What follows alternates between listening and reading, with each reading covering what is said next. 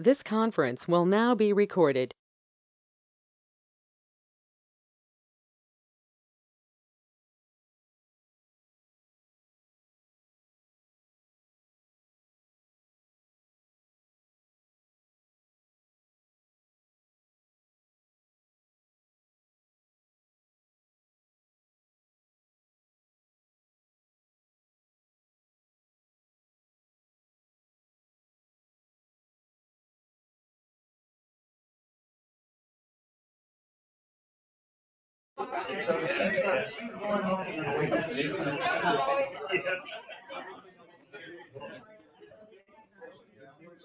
Well, I'll be happy.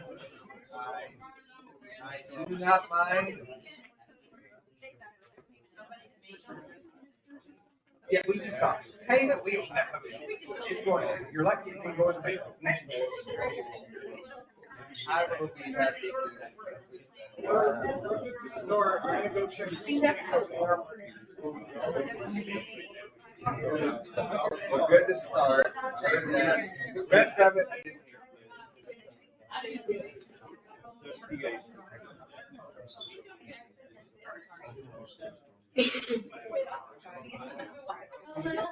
In my book. Okay, so are we changing anything? Oh, I know. We had a busy day.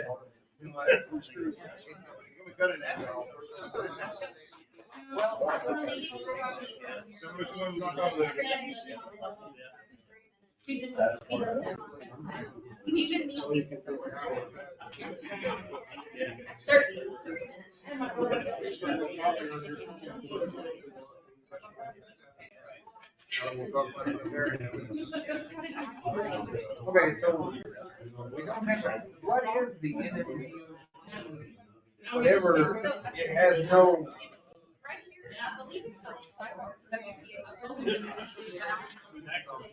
Oh, well, I don't know. I mean, there's not a resolution. No, it's just, you talking about No, it's an action. And it has. But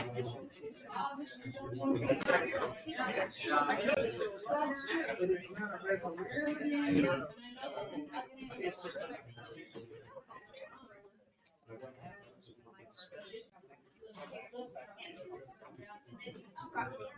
Oh, absolutely.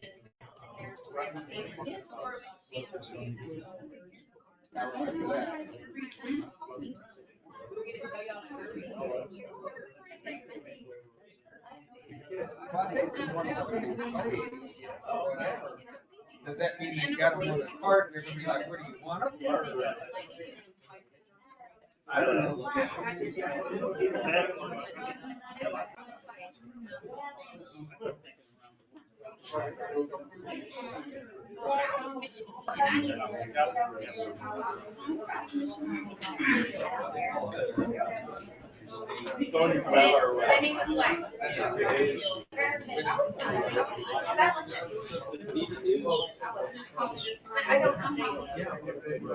Exactly.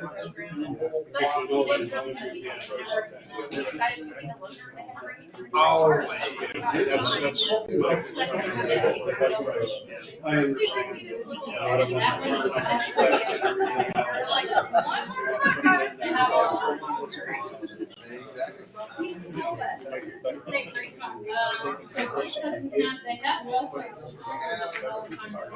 Exactly, that's right, yeah.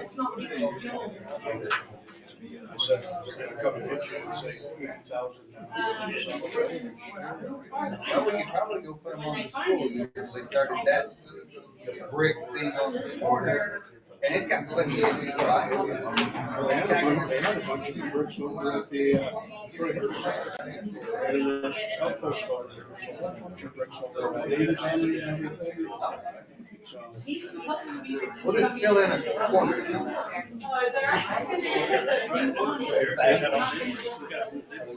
Yeah. Somebody paid for it. Oh, I know. It's like those trees. Somebody paid for them trees and you cut one down. Yeah. And I understand. Please, all the people. Please, anybody. Veterans Memorial.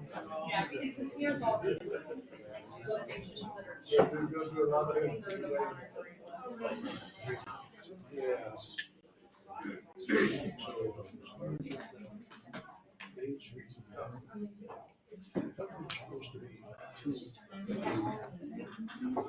He said that they did all four. Okay, remember that this is outside in July. Okay, you're down there too. We ain't even got no. Oh, yeah. Well, but Probably September. no, yeah, it's at the end of this month. I think they're safe. Yeah, they're safe. It's supposed to be 3 months, and it's been in there. It's like the overnight road, but they're not bringing it up before. I know. Everybody ready? So stick your heads in quiet. That means we are close.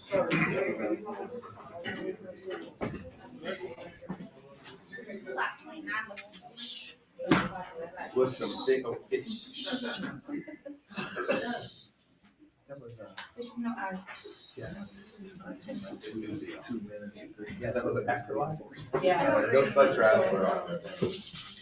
Counting the legs around me. Yeah. I'm good, my friend. How are you? One good joke, I was like, oh, You got some tannin lotion on? I figured I was out of town. Did you just come from Hawaii? Yeah. I'm gonna forget like it. Never been, but. Well, you know what? Pretend that there's really going to Hawaii. You can't wait to get out. He's already said, hey, Right after the parents, I gotta go somewhere. I gotta go. I'm pretty for you, you guys got her from here. Y'all ready? Here we go. Call this regular session of the Lovington City Commission to order. Shannon, roll call, please. Commissioner Roberts, Here. Commissioner Gandy, Here. Commissioner Trujillo. Here. Commissioner Bolt, Here. Commissioner White. Here. All right. Commissioner Gandy, would you lead us in our invocation? Yes. Would you bow your heads and pray with me? Dear Heavenly Father, Lord, we just thank you for this absolutely beautiful day. Lord God, we just thank you for the many blessings that you've given this community. Lord God, we thank you for the people in this community. We thank you for their hard work. Lord God, we thank you for each one of our departments and the many hours they put in for this community. Lord God, we give you all the praise and all the glory. But Lord God, we ask for rain. We ask for foresight as we make decisions for this community. Lord God, I just pray that you would be with the commissioners as we make decisions. I pray that we would strengthen our community and not do anything to harm it. Lord God, again, we thank you, we praise you, and we thank you for your son, Jesus. In Jesus Christ's name we pray. Amen. Amen.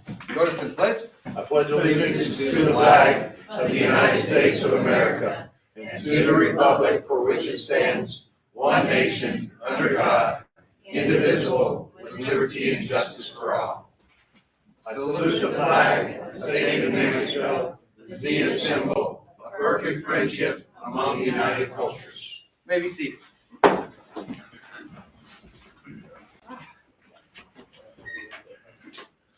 Good to see we have a full house tonight. Some of our local representatives here. Commissioner, how are you this evening? Good, Mayor. How are you? I'm doing well. Good to see you. Mr. Shaw, glad you're here. Mr. Reed, glad you're here. I know y'all are later on in the agenda, so we'll wait till that point. Move on. All right, brings Commissioner staff report. Start No, off. sir, we need to approve the agenda first. Oh, why don't we do that first? Yes. Mr. Mayor, may I make a motion to approve the agenda as submitted? Unfortunately, we don't have any corrections. All right.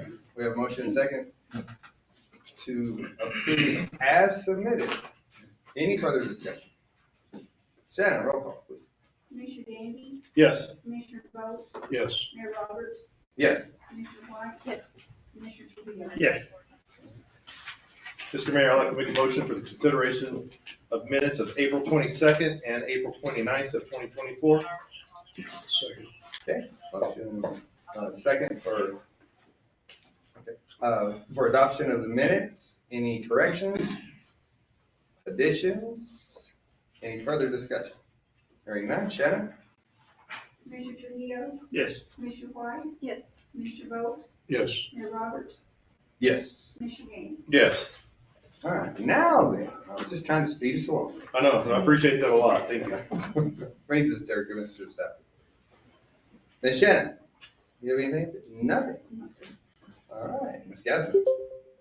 Another you. Oh, goodness. You're looking good, Mr. Gandy. Chief. I'll try to hurry. Mr. Mayor, Commissioners, and City Manager, our officers' activities for April 28th through May the 4th as follow. The call to service is 356, alarm calls was 2, headline crashes, 114 traffic stops with 67 citations and 11 arrests. From May 5th to May 11th, we had 332 calls of service, 2 alarm calls, 6 crashes, 153 traffic stops, and 58 citations with 7 arrests. Code enforcement's activity from May the 6th through the 10th was 45 citations for weeds or grass or property that needed attention, and 8 mobile home or RV parks had some follow-up issues that had been corrected. And illegally parked vehicles or semi-trucks was 8. We had 2 vehicles that were towed. And then tonight had an introduction of the new semi-truck ordinance. That's all I have. All right, questions, Commissioner? Cotton round, very good, Chief. Fire Chief. All right, so Mr. Mayor, members of the commission, so my crews are back in Station 1. We have had all the mold, everything is fixed. They are back in the station. We're still in the onboarding process with our new billing company, EMS MC. So we're trying to get all that done as fast as we can. It just takes a while to get everything done. I have met with the county emergency management. And can you show that map, Kevin, that I have? So this is a map that, if you look at these black up there, they show the current emergency sirens that are in the city. Those green are where we're proposing to put new ones. That way we would have, you want it to kind of overlap the coverage, just a hair on each siren to where you hit everybody. Lorenzo has met with FEMA and some other people for funding on this project. So the emergency manager is helping us on this. We're looking right now about 40,000 per siren per pole. Like I said, that's just kind of where we're looking at. We're going to get with the gentleman who done the Hobbs sirens out north of town and everything, and have him look at what we've gridded. I could tell you the exact locations is the ones we already have is at the high school over there between J and K on 7th Street. We have one on the corner of 8th and Van Buren, and then we have one at the corner of 3rd and Gum. What we're proposing, the new one, that top left-hand corner up there would be right at the Fire Station 2. Then we'd have one at 17th and Jefferson, one around 17th and L. The one south on Highway 18 would be right at the animal shelter. We'd have another at Commercial and Avenue K, one at Commercial and Van Buren, and then one at Highway 82 and 6 Shooter to kind of help. It's right there still in the corner of the city, and it would kind of help cover that new trailer park out off of 6 Shooter.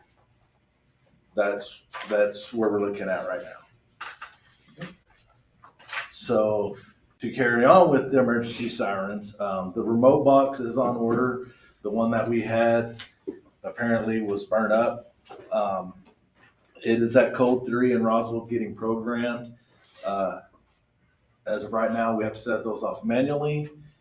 However, the tentative date for installation of the new box is either tomorrow or Wednesday, so that we can do that from the basement. And they're also working with LCCA and Tom Jenkins, which is their radio guy, for LCCA, working with him to get the DTMF codes and the frequencies so that LCCA can set those off for us even if we don't have the box, they can still set those off. The biggest hang up on this and what's taken forever is the fact that this system was put in the 60s, and trying to find equipment that will integrate with that old, it's not like we can go down to our local Radio Shack and get equipment. They're literally having to find it in other places, stuff that will integrate. And the guy for Wheelan, who is the siren dealer, when he's seen our old box, he's like, please don't throw that away. I've been doing this for 30 years and I've never seen one of those. We want to put that in our archive museum.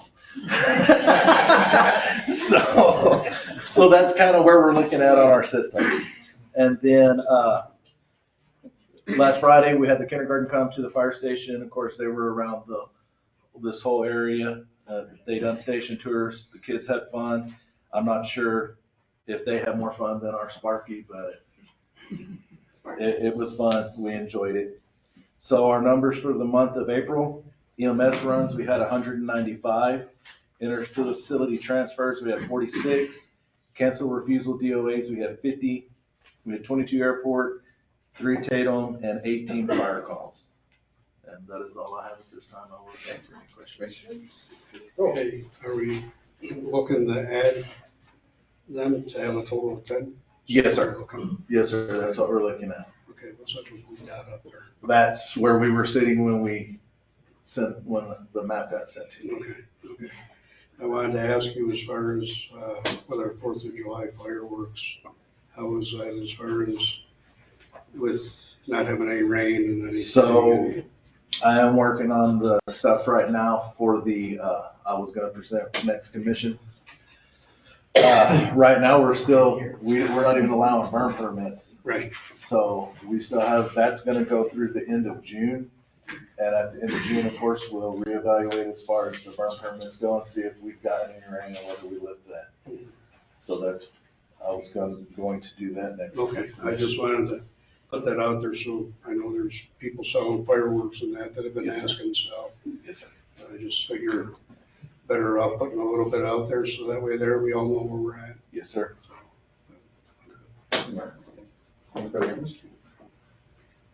On our antiquated system, I realize that the ones we have that are in service are operational, but if we expand our system, surely we're gonna also be looking at upgrading the current 3, right? Yes, sir. That's what we hope to do. Yes, sir. That would require less integration of different systems. Yes. You start with those 3. That would be nice. That we're looking about for that each deal, we're probably looking about close to 30,000 for each one of those. So approximately 90,000, right in that ballpark, 100,000 to upgrade those. Just say that would be where I would start. Yes, sir. All right. Thank you, Fire Chief. Appreciate it. Commissioner Bowe. I'd just like to thank everyone for coming here. I know Commissioner Gandy will say what I normally say, so I will leave that up to him when his turn comes, but. We got new people tonight, so they'll get to learn. Exactly. Thank you. Thank you all for being here. He's not as eligible. He's learning. Commissioner Trio. No, I'm good, thank you. Commissioner White. I'm good. Commissioner Gandy. So since I so eloquently stuck my foot in my mouth several months ago, so for you that don't come very often, so what we do when Commissioner Bolt is saying his kind words or different things, so as a community, we get behind everybody. I count to 3 and we say shop local, buy local, bank local, eat local, and we say it as a community. It's lots of fun. It's just like a pep rally in high school that we all hated to go to. So if I have to say it, you have to say it. So we're going to say it on 3. All ready? Everybody ready? We're going to shop local, buy local, eat local, and bake local. So we got 4 of them. All right, we'll do our best to see how bad we butcher it. Ready? 1, 2, 3. Shop local, eat local, buy local, Thank local. Yeah. Woo! Good job.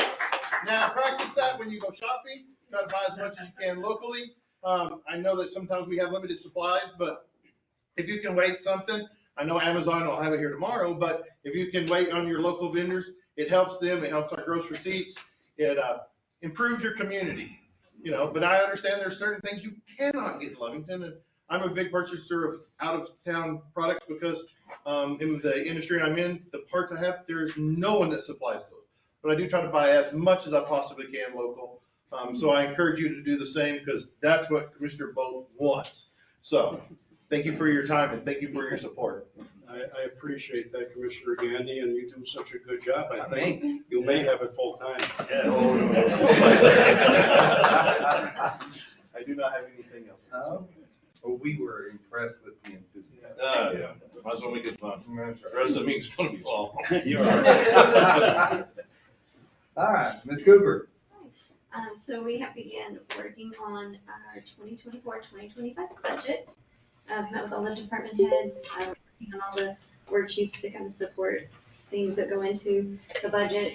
You should have gotten a request today for a budget workshop on May 23rd. So we will meet with you as a commission to go over what has been presented to me by departments. Sounds good. Okay. And I have lots in the rest of the agenda, so that'll be it for me. For right now. Any okay. questions? All right, questions? We'll wait. Mr. Moran. Mr. Mayor, Commissioners, members of the community, we have a full agenda tonight, so I'm going to save my city manager report for next time. I would only say that if you look at today's agenda, it represents a lot of work by a lot of people, so I'm very proud of our team. It's a good snapshot of where our city is headed. And the only other thing I would mention is that the next commission meeting is Tuesday, May 28th, because May 27th is Memorial Day.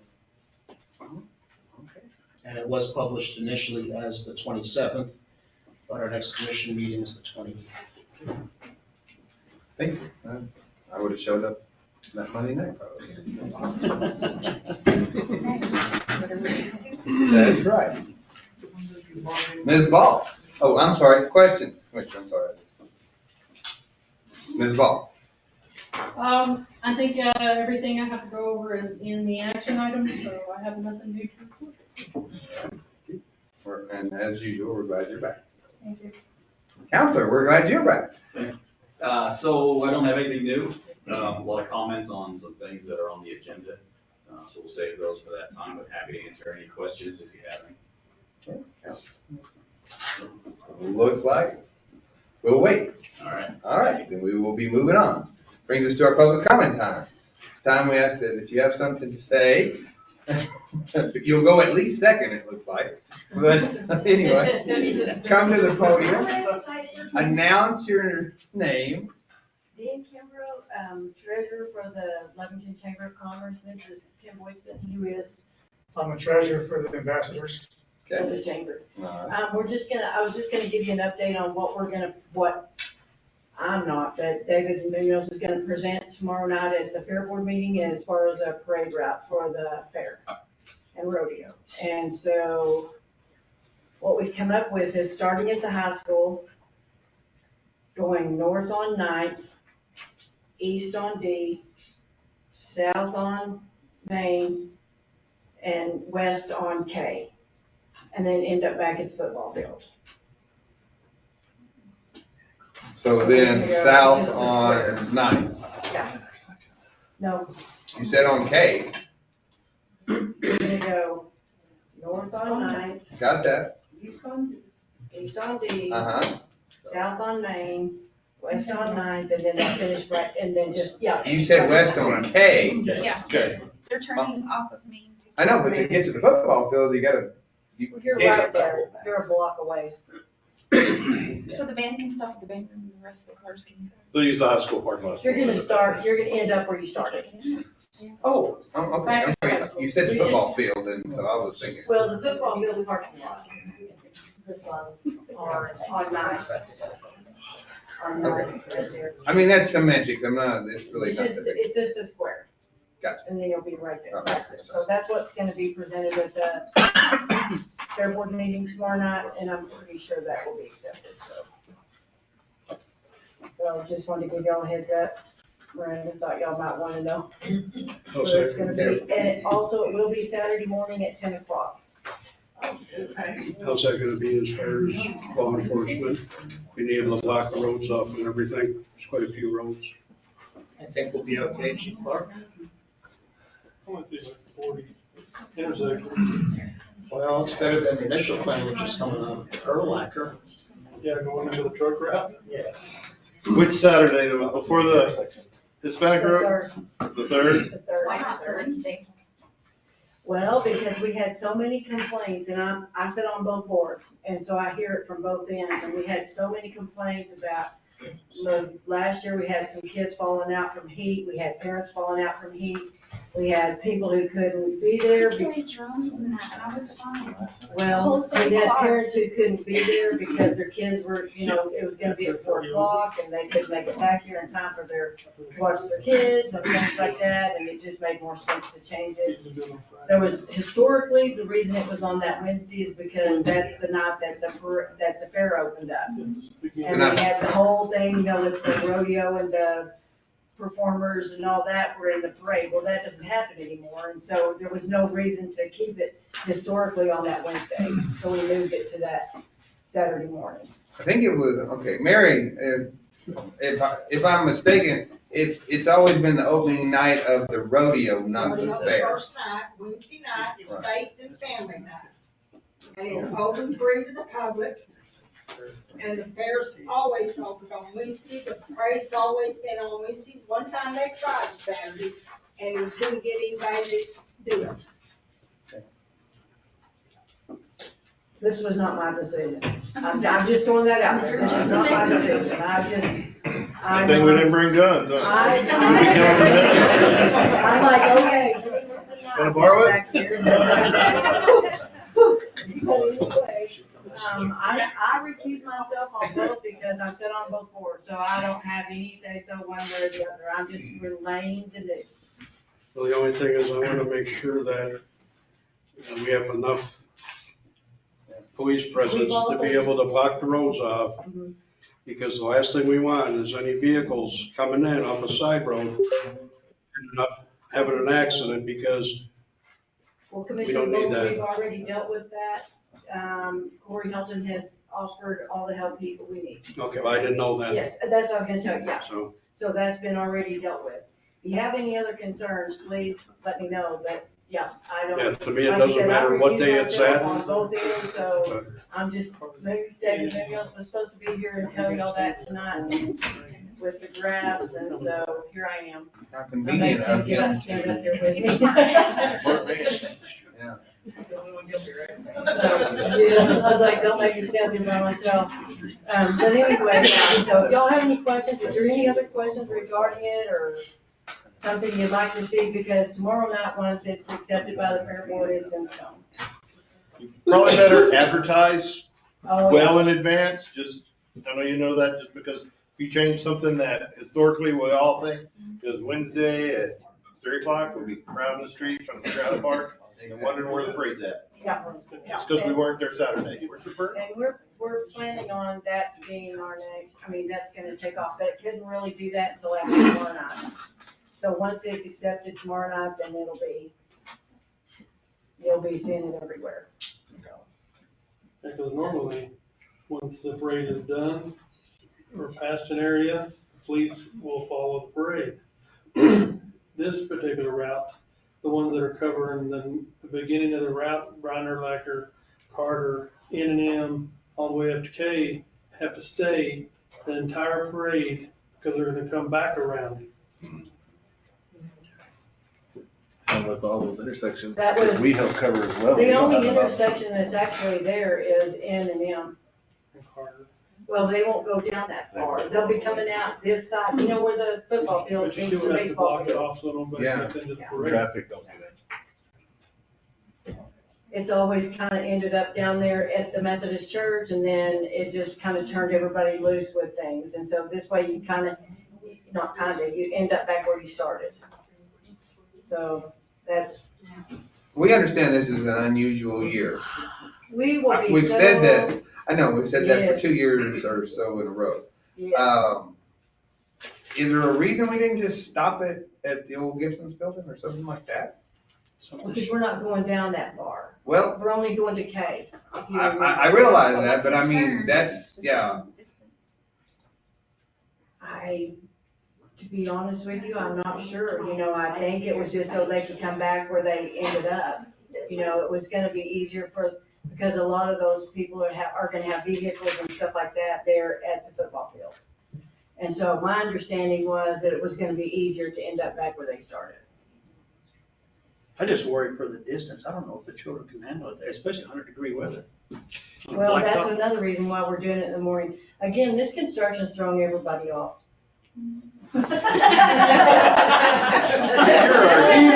Next year, we hope we go back just to normal, but this year we're just trying to make do.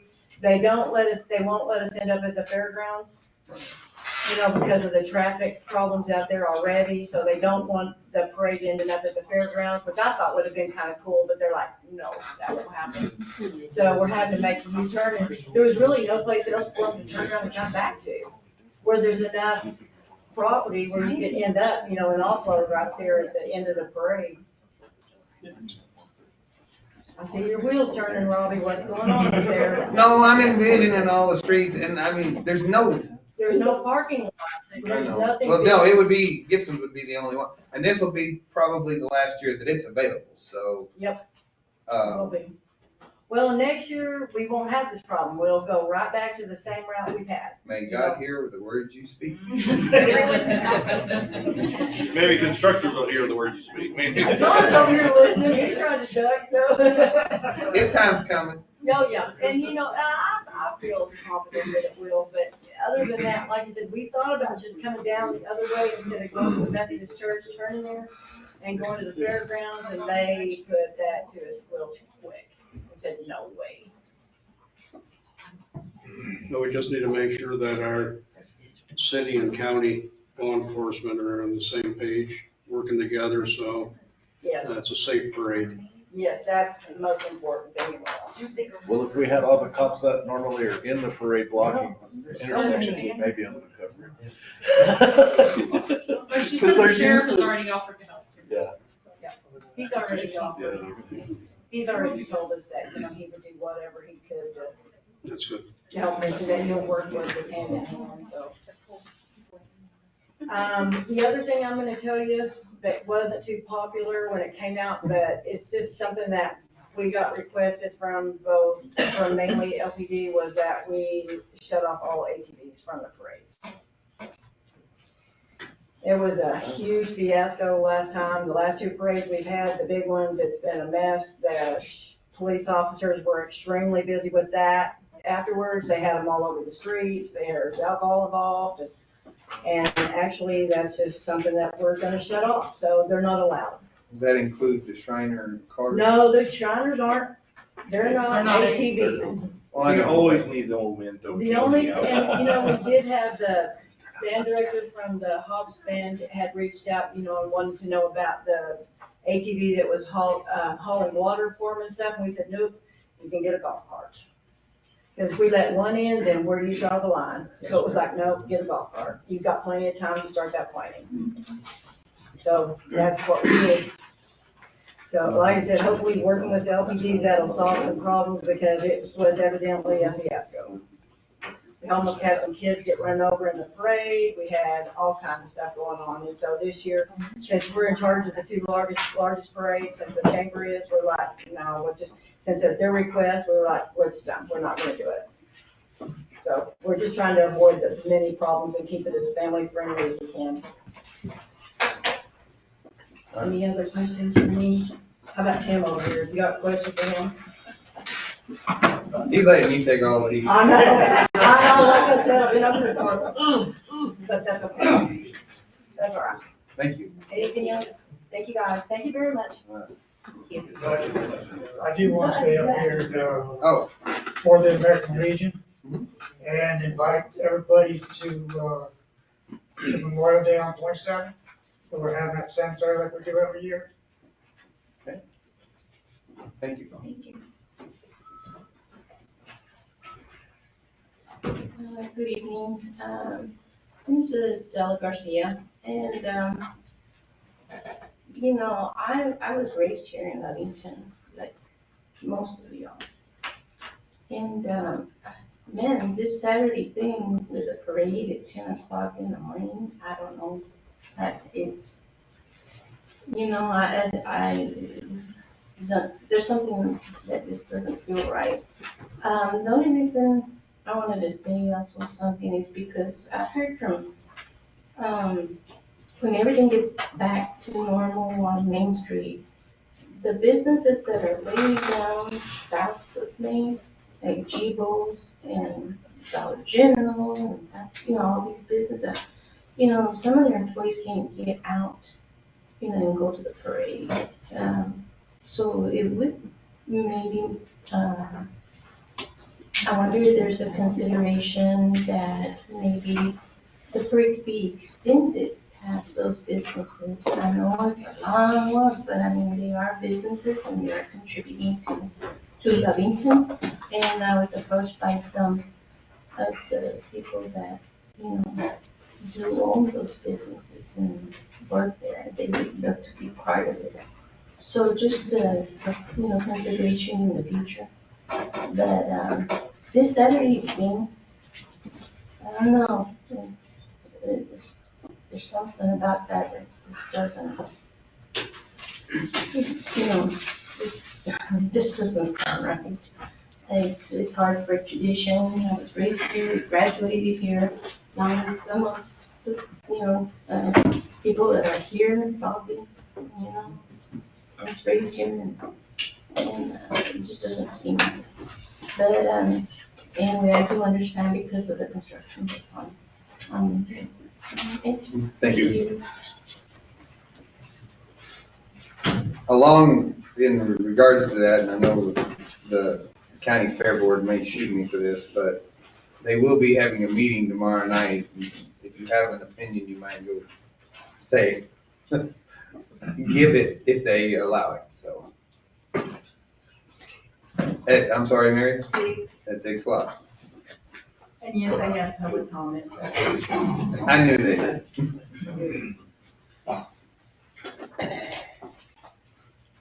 Yes, Tim Woodson. And I want to say also, I'm the new commander of the American Legion.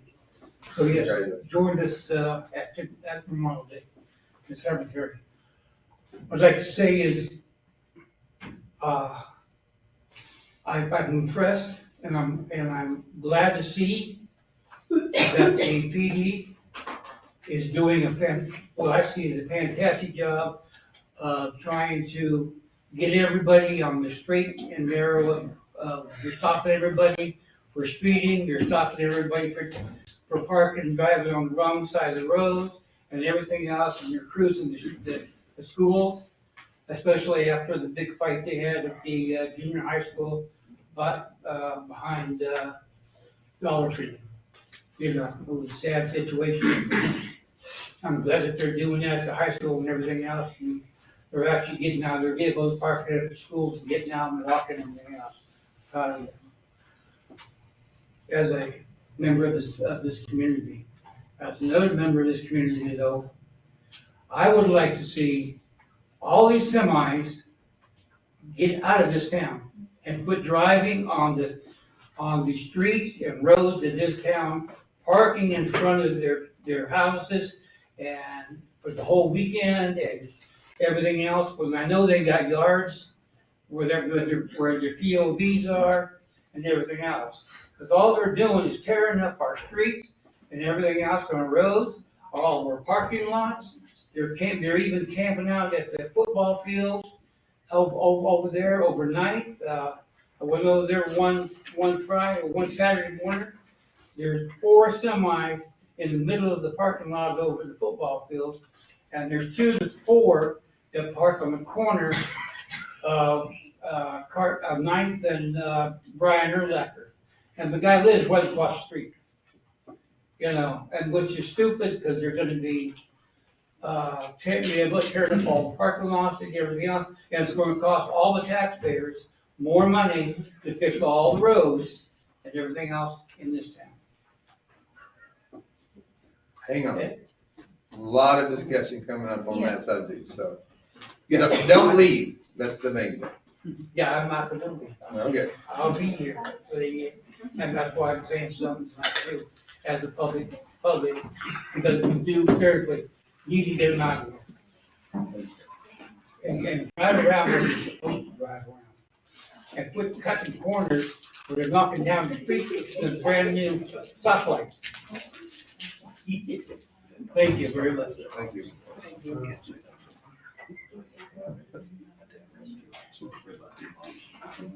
I was told I had a time limit, so I'm short and sweet. We like you already. He knew that I would talk forever, so. So my name is Diana Gonzalez and my husband here is Chris Gonzalez and we own G's Boutique. That's right there, right where the construction is at, which I hope you guys follow that little motto that you guys did when y'all go shop with us, cause we're hurting. So, we're here on Main Street. We became official brick and mortar in April of 2021. We opened literally with the clothes rack and a dream and all our friends that supported us. So my husband had recently been laid off and we opened the store. He is having uncontrolled seizures, and a bunch of people don't know that. He has uncontrolled seizures and some other health issues, so that's why we opened the store. So after some thoughts, I quit my corporate job of 14 years and we went ahead and opened the store together so I could become his full-time caretaker. So we started off slow but consistent. We had customers every day. People knew about us. We had the signage up. Fast forward, we've grown to so much more. We offer, we turn into a little gift shop. We offer personalized items, blankets, cups, and embroidery. That's the construction and stuff, but not them. They're sweet. We already talked to them. But during this time that we've been growing, we've been able to sponsor a bunch of athletes from the Lovington schools. And we also learned during the first years, because we'd have good months and then we didn't know to prepare for bad months. So we just were balling when we had good months. So, but nothing could help us prepare for right now where we're at all. Our business is down. We did the numbers. We're down right now to 43%. We're trying to stay afloat, but we really can't. We're drowning. It's too hard for customers to get to us. No matter if you tell them, I'm right here, come down Sonic's, come down Michael's, anything. They don't understand. They don't get it. Sometimes there are construction trucks parked all down First Street. Is that First Street? First Street. And it looks like we're just blocked off completely. The alleys are awful for anybody to go down with their tires. They don't want to do that. We even have a little two-man that we won with Main Street to try to get more attention, and that's not working. We've spoken to other businesses down the way, and they said that their sales have been affected, and even some of them, the construction's not even in front of them yet. But the thing that's so frustrating is us showing up to the shop and seeing the road in the same condition for weeks at a time, or us getting there and seeing one or two workers there and nobody else. We've even have video of me and I'm like, hey, are you here by yourself? And they're like, yeah, it's just me and some other guy, and that's it. Having to turn away the kids that we can't sponsor anymore because we can't even survive on our own right now, that's heartbreaking. So this is our only source of income for us, so it's really hard that we're trying to stay open, but we've debated back and forth the closing. Everybody's talked me out of it.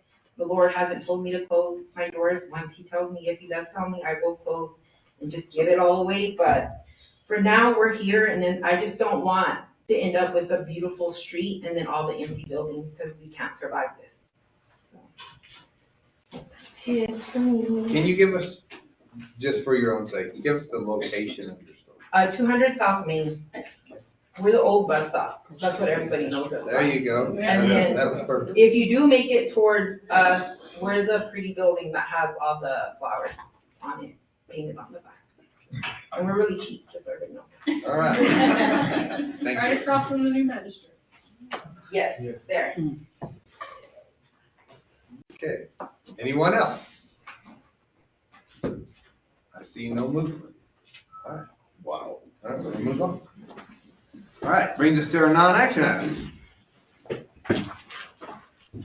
Mr. Clark, I believe the first item is yours. I'd like to discuss a new ordinance I'm attempting to get adopted. It's reference to semi-trucks or commercial vehicles coming into town that are not coming into town for delivery. I think we've put an ordinance in y'all's packets that basically designates the semi-trucks, depending on which direction they're coming into town and which way to go down the truck route in order to continue the thoroughfare. I see now that the trucks are continuing to come down Avenue D in attempt to turn south on Main Street. And now that the signal light is laying over, it's almost. They're turning right at all sorts too. Right. It's a non-deal, so. And I think, Phil, I mean, I just want to say, a lot of these vehicles are not local vehicles, they're mainly out of state, and I think the Google Maps is the ones that's leading me that direction. That's what, I've had that conversation with some people, it's like, I don't know how to get that changed. Yeah. But signage would be first thing. Yes. Big signs. It won't matter. My guys went through Rankin right downtown. That was a costly one. Yeah. But if we had an ordinance, and then it gives us something to do something about it. Well, Chief, what I was asking today was if NMDOT gives us permission, let's say Main and D, right? Trucks, no right turn, right? If you're going, let's say eastbound on D, no right turn onto Main Street. Failure to obey a traffic control device, right? Do you need a new ordinance if they allow us to post our signs and they make that right turn? That's failure to obey a traffic, so that's an existing ordinance. It's like not obeying the stop sign, right? Right. Let's put that on the state highway. So do you may not need a new ordinance. Since they designed the intersection, I would figure the state should come in and say no truck traffic, truck has to move to commercial, or they'll have to go continue west to 17th to process anything else. So even though we've been running them down 2nd Street and who knows what else, but, so I would see why that couldn't be an issue, because it doesn't matter which direction they're coming from. If they're headed west, if they're trying to turn south, they're gonna run over the curb. If they're headed east, they're gonna run over the curb. When we open up the north side, you're gonna have the same issues because of the curbing again. So, yeah, definitely to state if we could do some signage there for sure. And then I guess maybe we could increase our signage out there on like 17th and Deerduff and commercial somehow to, maybe to encourage more strongly somehow in that way, so. I have big signs saying truck route, must use truck route, something of that effect. Right. Highways. Yeah, no. The thing is went straight through Main and D. That's one thing. That's one thing. Yeah, but it's still, it's a state highway, but that's still affecting our road. Right. It's still affecting our road, if it come through town at all. That's what I'm saying. I think the first things first, we need to get with the state and see about signage. That's the question I asked Mr. Lott. Right. John? Yeah, that's not an issue, but the bold statement is that intersection has had that traffic as well as you all know for years. Right. It's always had that traffic. In our new design, our design engineers did choke some of the intersection out by adding median curve. Right. And I'm not gonna say mistakenly, but putting the new poles closer to the intersection. So right now, we had a meeting there a couple of weeks ago. They're in the works on designing, coming out with a new design on either moving everything back, maybe putting them on the mast arms to get them out of the intersection. Maybe trying to purchase some more right of way to have more room in there. It's all in the works right now. I haven't heard yet. They're still working on that. But as far as, the city wanting the major traffic, the heavy traffic out of that intersection, out of through your town, if you guys want that, yeah, the state will back you up on it. That's, that's what we want as well. It's not set up for that. These large trucks and trailers. Right. Right now we have a weight and a width restriction on it, and they're still not following it, so it can be cited. Thank you. But I don't know if any have been yet or not. Right, so we get with the state, they go along with it as far as signage. Now, how are we gonna patrol this? Just have to sit there. I mean, are we gonna designate somebody to watch because they're gonna be going by every hour during the day? So are we gonna have somebody specifically designated to watch this and to ticket them? Because to me, that's the only way you're gonna have this, that it's gonna stop. Because if you let it go for a minute, there's gonna be people going down there. We have Walmart trucks going down Second Street Right. and Lovington. So I mean, if we do this, we need to patrol it and give tickets and make sure that we have somebody there watching this many hours of the day, morning, noon, and night. You can make a few examples out of people and the word gets out. Right. So that's what we need to do. And the city does have a loop route, a truck route. Yes. I've been in other municipalities where there's not one, and that's an issue. There's one here.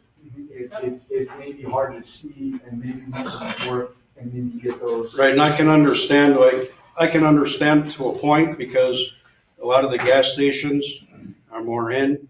Now we're having a new gas station put in that's outside. So that might alleviate some of the traffic coming in, but it's not gonna alleviate all. So we need to police it. We need to make sure that we get signage up there. We do whatever we can, but we also need to be giving out tickets. I mean, we put in, like, on the Artesia Highway, we can put up the sign saying take the truck bypass. And also below that sign, we could put other signs like you see on the interstate, fuel, food, this way. You don't need to come into town, go around this way, and you can, the other signage that's gonna push them around the outside of town. I mean, fuel's gonna be on the south side for the big trucks. There's not much on the north side, maybe. Not sure. B&D is the only thing. B&D. But they're not 24 hours for anything. Everything else, they can't really get underneath on. Also, and Maverick are really the only, and the gas card or whatever it is now. Yeah. So they're your major fuel stations for trucks.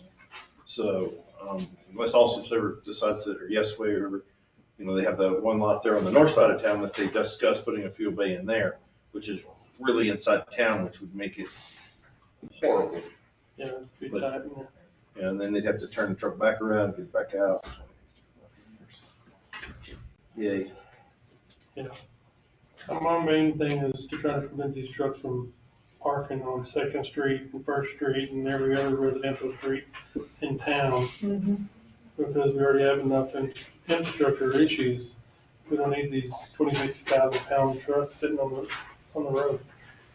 Well, the real question would be like the Walmart trucks that come through, why are they taking Main Street and then turning down Central? And then why aren't they taking Commercial Street? Do we not have it signed well enough? 483 is this way, because most of those guys are going to Carlsbad. Very seldom see one going to Artesia that way. So, but yeah. For the signage on the south side, it says truck route, it's about this big. So it'd be real easy to miss it. Must be something we need to signage as far as, large enough sign that. Yeah. Or maybe we needed multiple languages. No offense, but I mean, we do have several different languages going on in our communities, and trucks passing through speak different languages also, so. I heard there's a rumbling of the international license maybe going away. But that'll turn the world upside down. I think going back to what Commissioner Bo said, just get with DOT, get the signs going, and then after that, then we can see how we're gonna enforce it. Just go one step at a time, chief. Get the signs up and then come back to us and tell us how you're gonna enforce it. And then we'll put the back to it and then we'll go from there. We can come up with some proposed sign designs, get with John and bring it before the commission meeting at the next, commission at the next meeting. Both for the truck route and the no turns at Main and D. Because we'll have to put stuff on Jump Street on 17th, because a lot of guys miss that sometimes. You know, and the next place you got to turn around is after 457. It ain't a bad deal, but, you know. Do we let them go through 83, 82, like across D? Because you'll have the same problem of them turning north. Well, we just make a no right turn at Main Street. Mm-hmm. You're going 82, 83 at them, you'd have to figure out a way the state stopped it in Artesia, how they stopped traffic going through there, because they forced the traffic to go the bypasses. So, because you can't take a truck down there. So. Well, we're some two lights. No, because my guys will take it out. I know we already had that one tractor guy that one day. We're not gonna do that. I'd like to see a map on where we plan to put these signs at, that way everybody feels comfortable. I think if we get a visual, then there'd be less It says discussion. no truck, no turn on command. You should take a picture of one. Chief, I was, under the impression, that this was also going to encompass the truck traffic within the city, not just on these major thoroughfares. Is that correct? Yes. Is that what you're working on also? Yes. But basically, we'll keep every, I'd say, commercial vehicle out of town that's not coming into town to deliver. Okay. So if you're a delivery truck delivering to one of our shops, then that's fine. But these semi trucks, I've seen a water truck going down First Street the other day. There ain't no water wheels over there. So, Second Street's a big venue for them, because they come straight across from Arkansas Junction. I don't know, it's just, our roads can't handle it. But then you also have the school zones in those areas also, on Second Street. Yep. So there's issues there. So yeah, we need to figure out something that limits, like I say, we're still gonna have to have services from vendors bringing in traffic, Amazon, UPS, those. We don't have any way around those, but you know, anything oil field related, a hot oiler on 7th and, you know, Avenue C, there's really not a reason for one over there, you know. Exactly. And you also got your tractors that are parked, like four of them, yeah, right beside the house, you know, in the middle of this town, they need to get out of here too. And give them tickets, and also, the community needs to get involved and get these semis out of here. I know, I've called code enforcement, and code enforcement, and right now is the only one that can handle it. She's calling the companies. Companies will, get these trucks out of here, like where I live over there, and, they'll be gone for about a month and a half. When it quiets down, they just come back. I call again, she'll call again, and they're out of this town. So it does work with the community getting involved and getting these out of here. You know, and there's no reason to have, First Street and Second Street, having stacked up semis, that don't run and everything else all lined up, you know, at people's houses and stuff. Right. You know. Thank you. Yeah, we can put signage up, we can start there, but honestly, believe there's a more of a problem besides that. Right. It's usually the out of town guys that are lost trying because of road construction and different things like that. And look for older road guys that they've probably never been to Lovington. You need to make it easier for those guys to get around, proper signage. Right. Just one question, how is it gonna work, like if they're, I live on commercial, in the commercial zone. So how will that work if they are, they do have a yard in the commercial and they gotta go through the bus stop and the regular residential streets? I mean, how's that gonna work? It's a good question. This is Stella Garcia.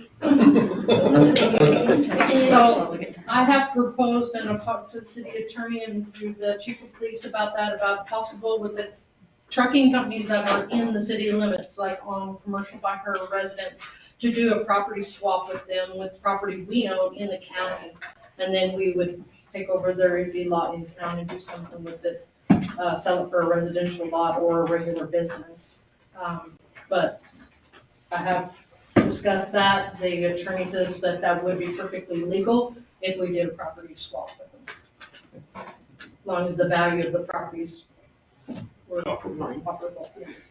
Have we made a determination, is a trucking, a business that involves trucking, industrial or commercial? So when you look through the commercial zone thing, the petroleum or byproducts of petroleum base is not allowed in a commercial zone. It's actually not supposed to be there. So any of these trucks that have had any type of the brine or anything else in them that are the byproducts of drilling, they're actually not supposed to be in the commercial zone. So we could make, I mean, that's a thing where they are in violation if they have that type of equipment there. We have no industrial zones inside the city Not limits. inside, besides out by the park, industrial, so South Chavez by the dump, that is industrial zone there. Is it? Even though there's houses there, that is industrial zone. Those houses have been there. There's no new homes allowed in that area because it is industrial. I don't know why that was set that way with those homes being Is there there. anything industrial in there? No. So we could. There is we a could couple right rezone by that. the dump, but then the ones on south that dead ends, we probably need to do a zone change there because those are all houses. And then that could allow them to have neighbors if they. Because we do have a couple of I know. bad buildings right in there, and if you bought it for a trucking yard, it would actually be allowed right now, and you have homes right there. Again, you'd be causing another problem. So that's where we do need to look at some of those zones, and then of course, all the way out, by where we have Legacy and all them, we own that property, we own quite a bit, 80-some acres right there off of the highway, that we could do some small, replats and portion out small 1 to 2 acre pieces for these different lots in town that need those commercial vehicles moved out. Isn't that swampland out there? Hmm? That swampland out there? Well, that is where the cost of the utilities would be in with that swap. So basically, you'd be getting more land because you don't have utilities out there. And the trucking yards, you're just parking trucks. They can keep Well, their office in town. have you read the ordinance that you have for the industrial park? Yes. Okay, and it has to be established. It has to be an established business. It's not, it can't just be a lot, you don't chain link, there's covenants out there. It has to be established. You have to have utilities, you have to have all of the above. We definitely don't want, what we have going in town headed out to the industrial park.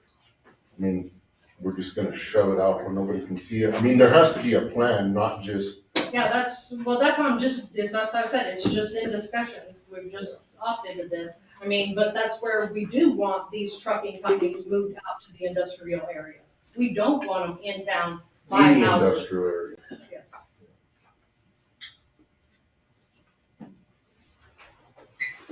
City manager, this is going to be an ongoing,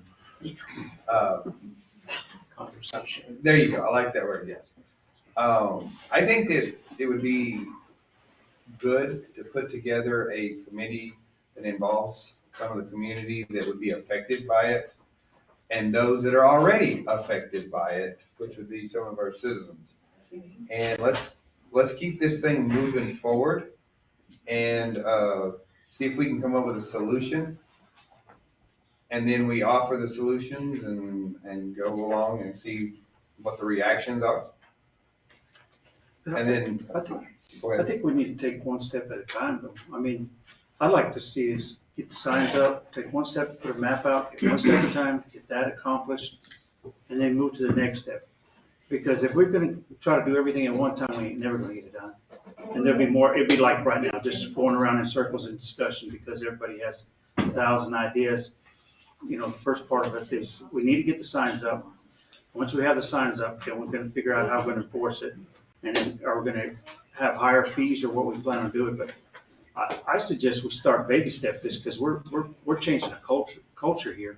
So we need to start and we need to put, you know, start somewhere. I just hate for us to try to do everything at one time. For parking, Hobbs Yeah. did it 2 years ago. They Yeah. just, But I don't know if they have the same kind of demographics as we do with so many trucking companies. they have so much. Someone living there, having his tractor parked there, and then what do you do with the existing companies like where Estella lives? Yeah, because we've got a lot of commercial property here in town. They get their Right. license to be And we looked at the Hobbs ordinance and we kind of piggybacked that and kind of brought it up a year ago. But there was some pushback. Yes, ma'am, go ahead. I have plenty of pictures of residents that are within 1 mile of my house that have 3 and 4 diesels parked there on a regular basis. They're washing their trucks in their front yards. So they're dropping toxins into probably our water systems. So the signage, we've already, City Manager Miranda had already sent out when he was chief of police that they were gonna start citing people for parking on their residential properties. And it's already zoned of what's allowed and what's not allowed on residential properties. So it's not like you can't already start doing it, because Mr. Moran has already started that process a year ago when he posted it on Facebook. So, The only thing that I'm saying is, if they're breaking the law and the rules in town, they're gonna do it out there as well. So I think the issue needs to be addressed here, we can't just have the attitude of we'll relocate them, we're out of sight, out of mind. Because again, if they're doing that here in town, they're gonna be doing that on top of our water field. Or dumping low produced water that they don't wanna haul to a disposal. So I think it needs to be addressed here, not out there, definitely not out there. I don't know if you guys have read through the covenants, but you can't establish residence out there. You have to have utilities, you have to have a fence, you have to have a police yard. Everything that they're not doing here, you start swapping land, the problem's just gonna magnify out there. I think Junior has a point too. I know that one big problem Junior had when he was out there was a septic tank because it's on our water field. Yeah. Yeah, and I think that was the biggest hurdle he had to take when he did. We had to put in our own water well, and put in our own septic tank, limited on what we can put into our septic system. There is a sewer line across the highway, but it's never been brought into the proposed industrial park. But when that industrial park was proposed, it was proposed with covenants that we've never been able to change. And we probably don't need to. And the reason that they're there is for the fact that we're sitting on top of the city's water field. So that's the most important. But if you got guys changing oil in the street, you're gonna have guys changing oil out in the middle of a pasture. They're probably not gonna worry about catching it either. They're not worried about a whole lot of stuff. But we need to address the problem here, not just send them south. Cause it's gonna be out of sight, out of mind, and we're gonna look up and it's gonna look like Waters Avenue or West Gum, and out to 457. We got them everywhere. Well, and I'm not thinking about the new one that's sitting on Erlacher right now. That's a massive one. And even though I guess that is officially outside the city limits, I realize that, but it's going to affect us. So we kind of let that horse get through already. And, we have to understand that the trucking industry in the oil field is a valuable resource. The man standing in front of you, it's part of his livelihood. But we need good operators, as Junior is, that understands you can't just worry about getting water and So these and There's rules in place. Be steward of the land. Yeah, there's rules in place that we had to follow. Everybody should follow them. You know, they have to establish a facility. They have to. And they're not doing it here, they're not gonna do it out there. I promise you, it's gonna magnify tenfold the problems that we have in town out there. Because it's gonna be dealing with the environmental, it's gonna be dealing with people living in RVs, people living in whatever, anything, Connex boxes to storage units to everything. And it's never been allowed before. There's strict covenants out there. There's only a few of us that do business out of the industrial park, and it's tough. You know, it was expensive. There's a lot of infrastructure that we had to put in ourselves.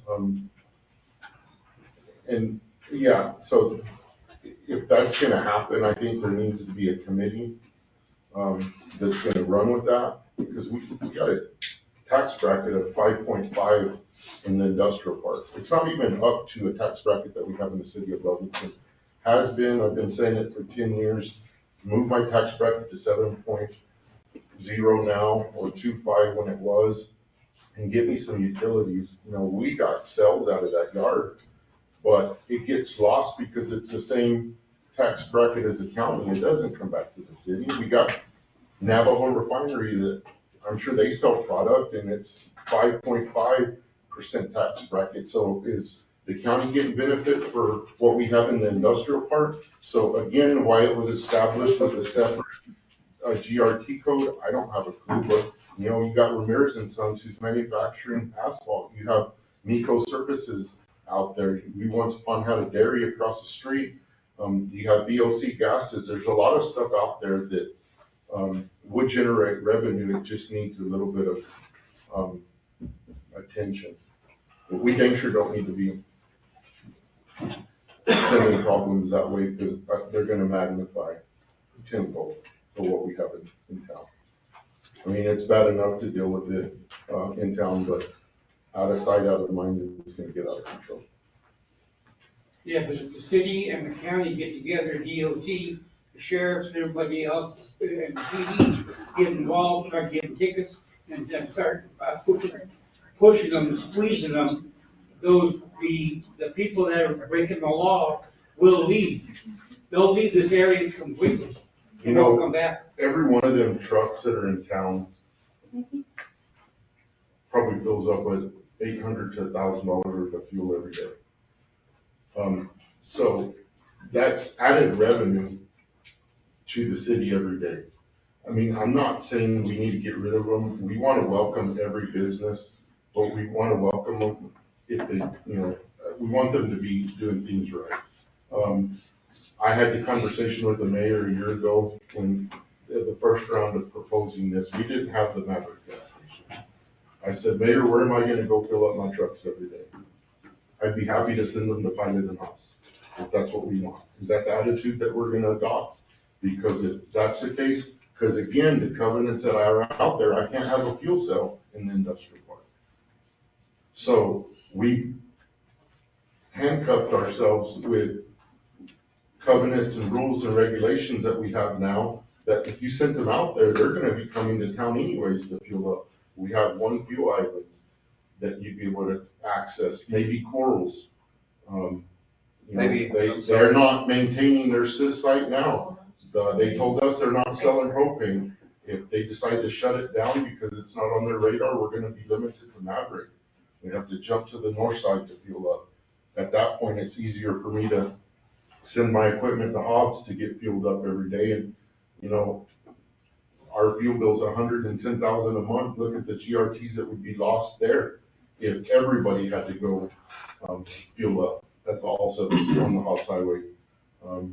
So I mean, it's a valid concern, but it's not just shutting people out of the town. It's not just getting rid of, every owner operator is paying GRTs in the amount of fuel that they're purchasing. Our road tax that we used, you know, less than a year ago. So it's accumulated in some way. We just need to get a committee together, formulate a plan. we have a truck route that can be used. But, for the last year, we visited with Maverick, we visited the Love Truck Center for the Artesia Highway. The traffic count's good, it's on their radar, but to attract them here and to get them here, to get them to build, that's still 2 years away. It took Maverick, I think that conversation started during COVID, shortly after I came back to the EDC, so 2021, and look, it's just now finishing up, so, yeah. Whatever there is, I'd be willing to help, but I think the vision, we can't just tell people get out of town. They can do things right and pay taxes and buy fuel and buy groceries. I look at Bob's every morning. There's a line there, in there buying groceries. They're in there stocking their truck, whether it's a roustabout truck, a dump truck, they're stopping to get ice, fuel, water. You look at the ice stations at the old One Stop, you got roustabout trucks pulling in there, buying ice, loading up with water. So, they've always been a part of our community. We just gotta tailor a way to benefit where it benefits both parties, them and us, because we can't adopt the attitude of just getting them out of town. They're always gonna be here. We just gotta train them to do things right. I was there 18 years ago. I come in here and talk to Pat Wise and says, I don't want to be set up in the city. What do you have for a solution? We have an industrial park. So we leased it for about 5 years and then we were able to purchase it. But I was given 2 sheets full of rules. This is what you gotta do. And so, start with making them have the rules here in town, do the right thing here. You got fuel stations that have trucks broke down. Corals, that's one reason that, I don't know if they've contacted the city, I don't know if anybody's talked to them. There's 7 broke down trucks there. Can't even buy propane. Can't buy propane, so I did the count, there were 67 hot oilers that work out of Lovington. That was the only propane place other than P&D Petroleum. So now we're having propane shipped to us, to our facility every night to fill up our trucks because there's junked out trucks there that can't access a propane site. So, they're boldly not following the rules. Again, who's hauling them off, at whose expense? The chief of police says, go in, pound them all, who's gonna pay for that? It's not out of control. It's kind of like the Wild West, if you want to know the truth. No, I agree. Well, also, as we get that committee going as a community, and as a military and federal truck driver, I'd be glad to be on that committee, and stuff. Because I know what truck drivers do. I've got 1 million miles behind the wheel of the tractor and trailer in 1 year in Vietnam. And I've been on the road, I've driven in several states and military, everything else, and I'll do it. And another thing is, that also start hitting these truck drivers in their pocketbook. You start hitting their pocketbook, and then they're gonna start listening, also. It is a two-way street, like you were saying, but also you can't, like you said, it's a Wild West out here. They're just doing what they wanna do, driving where they wanna drive, and without any consequences. And I would almost bet the way they're driving, 1/4 of them don't even have a CDL. Hey, Tim, can I cut you off? Sure. Just because that's just what I do. Our agenda is extremely long. So, Mr. Mayor, can we move on from this subject into something else and agree that we're going to put some type of board together that can spend a lot of time other than at this meeting? Absolutely. Wonderful. Thank you, sir. Thank you, Tim. No problem. Chief, did you have anything further that you wanted to say? I exhausted it tonight. Okay, all right. Okay, brings us to our next non-action item. Ms. Shannon. Yes, we have an opening again on the Parks and Recreation Board. Butcher decided, Bernard Butcher decided he did not want to sit on that board any longer. And so we're going to be advertising it in the Leader for any interest. We have had one letter of interest for it already. But we'll put it on the agenda for the next meeting. Sounds good.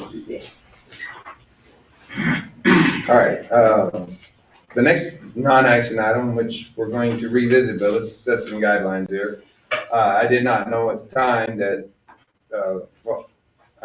Chief Clark's was going to be about, so I brought this, up after getting a, video from another commissioner, after observing several trucks, that have basically jackknifed, been unable to make the corner at Main and Avenue D in several different directions. And we've already touched on this a good bit, but I'm gonna ask Mr. Laura, would you step up? I've just got some questions and I wanna make sure that, that I get them correctly addressed to you or whatever. And then what I'm gonna ask you, I had a discussion with the city manager today. We all realize that the highways that we're talking about are state roads, okay? For those that have known me a long time, I'm kind of one of those guys that don't ask permission. I tend to just go ahead and do what I feel needs to be done, and then we talk about forgiveness at that point. So without being in your official capacity, we've talked about signage, we've talked about enforcement, we've talked about several things. In your opinion, from past experience, if we really started enforcing some of these items that we've talked about, one, I realize during construction it's one time, but we're gonna be dealing with this forevermore. We've been dealing with it for years. You've got new equipment. We know that when it is inoperable, then it's sitting there. We have to call in someone to come and fix it, or call you. I don't know the official how it works, but we're waiting on it to be repaired. We've had discussions, city manager and I've had several discussions that we can't let these trucks in the current state, much less in the future state, get to the corner of Main and Avenue D and realize I can't go forward, I can't turn left safely, and I can't turn right safely. So if with the LPD's attention, I said we would put signage up. We as the city would put signage up. We would start enforcement. We basically looked at it, if you come from all four directions, we're coming from Hobbs, we do our best to avert down Commercial, or we would go just a little further and we go around 17th on the relief lot. Okay?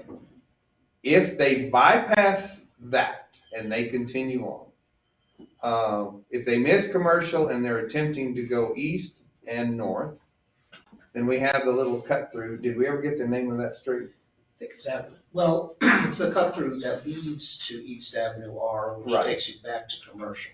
Yeah, it has a Little name. Park there. Joe Smith? Is that the name of that little street F. that? Smith, yes.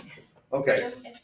Okay, well, I knew it had a name, I just couldn't remember what it was. Anyway, that gives them another alternative on Avenue R, which is effectively, it's not an approved track route, but it is a way to exit prior to that. We have to allow, we should, as good stewards of our community, or of our city businesses, Allsup's has a fueling station. And we want them to be able, if they need fuel, turn in there and then leave out. Okay, but that becomes the last stop coming in this direction. After that, right now we've got Main Street squeezed down to, on the right-hand side. We can just say, you have detour signs, and I give you full credit, that you as a state, I'm speaking as a state. I've observed them, but we're going to have to place our officers there in the beginning to say, you can't proceed past this point, okay? So we're gonna have no truck signs, no truck traffic from this point, wherever we decide, and then we're gonna have to enforce it. And I can pick the other 3 directions, but they all have similar situations. Okay, if we do that, do you see any consequences coming from that, from the state? No, I don't. I've spoken to my AD of construction and our district engineer, Francisco Sanchez, about the whole ordeal, and, it's not the first time, you know, in some of our construction projects. You know, the thing is, like, I'll be honest, time is what it takes. So if you were to have all this set up, have all these entities in place, it would take some time. Just like with the construction, it takes time for people to know and stay away or avoid it. I don't know how long it would take, but, yeah, the state would back you up on it. I mean, we don't want the issues. We don't want what's going on right now, and we understand once we're finished and we turn the streets back to you guys, you're still gonna have the issue. So, yeah, we're working on it. We visited with Mr. Miranda on it, and, we're in the works on trying to get it done. So if we proceed, we come up with a map and a plan and everything else, and we start enforcing, and then we pass that along, and it takes its journey all the way through all of your levels. Basically, at some point, they may have some comments on it. They may have some, I would try this or try that differently, but we could go ahead and implement anything that we agreed on as the city. I would believe so, Mayor. So what I've done, my part is I've gotten port of entries, our permit sections involved when we started. They're all, in on it, but it's not final yet. So there's a lot, like you said, there's a lot of entities that are involved on it. Our permit section, out of District 2 in Roswell, they would have to come up and do, some traffic counts and so forth. We would have to get the ball rolling on that, which it's all pretty close. But, yeah, I mean, overall, it's your city. I mean, it's what you guys want, and, you know, it's a state highway, they're state highways. Our hands aren't totally tied, so, and it's not per se like a federal mandate or anything. It'll come out of the district, out of Roswell. So, yeah, we're well aware of it, and I'm speaking from, like I said, from the powers that be, so. Yes, please. I've heard about a certified truck route. I don't know if that comes from the state or the county or both. I don't know if that has to do with the GPS routing that some of these trucks are getting. I don't know for sure myself. I've been asking the questions also, because a lot of the truck traffics, you know, they state, well, my GPS brought me through here. So like what we do is we turn over to New Mexico roads when we have construction going on, and they set everything out, the limits, the height and width, and the routes that they have. They have to, each trucking outfit has to have a permit to follow that. And that's the way it would be afterwards as well. I think this just ended up being a bigger problem than what we knew, and maybe what the city knew. But no, it's valid in what we need to do, so. I don't know, I talked to Mr. Miranda about it. It would be a joint effort with the NMDOT, with the state, the city and the county, because they're using county roads to go around, you know, and I would honestly say that if we had the money, we could probably look at a true truck route around, you know, be able to acquire some property and set that up. I don't know if that's possible in the near future, and, It's something that we're looking at, so, but again, I don't want this to continue to move, and don't take any offense, at the state pace that we're seeing, okay? I mean, I'm not trying to do anything against the state or whatever, but I know that attending your meetings, you yourself have basically, been able to agree to things even before they were ever approved, You said it's pretty obvious that we need this, therefore, let's do it, we'll get the approval later. And that's kind of what I'm saying is, we're gonna probably move down this direction. We're gonna come up with something that we can approve and ask our local officers to enforce. And then we will we will pass it to the appropriate channels and then work with you at that point, so. But it's an immediate problem, and it's affecting your project, and it's affecting state property. So I don't see some major obstacles that the state's gonna throw out, so. I don't either. All right, I opened it up, any questions? I know we beat this horse to death, but, all right. I'm sorry? I lost my stick. Then, okay, thank you, I appreciate it, and we will continue to working together. You're very welcome. All right. Brings us to our action items. Mr. Gaines. Mr. Mayor, I'd like to make a motion for resolution, guess I get one of these. 2024-040, adoption of memorandum between the city of Lovington. Hereby, city of Lovington accepts $4.5 million of funding for affordable housing projects. All right, a motion taken for consideration of this resolution. Mr. Mayor, Commissioners, on April 11, 2024, at their commission meeting, the county commissioners approved the funding of $4.5 million to Lovington to support affordable housing projects. The goal is the construction of up to 500 new homes over the next 5 years. The city shall use the funds as outlined in the letter presented to the county commission, which is now before you. The basics of the plan call for a maximum of $10,000 per unit.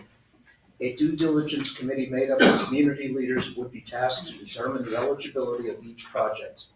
Although the letter presented by the EDC stated the willingness of the EDC to contribute a maximum of $500,000 to this project over 5 years to go towards infrastructure, that part of the project is to be considered separately by the city commission and not being voted on here tonight. And we have Mr. Chip Lowe here from the county, and I believe Evelyn Jr. is here from the EDC. You have to stand for any questions. Questions, Commissioner?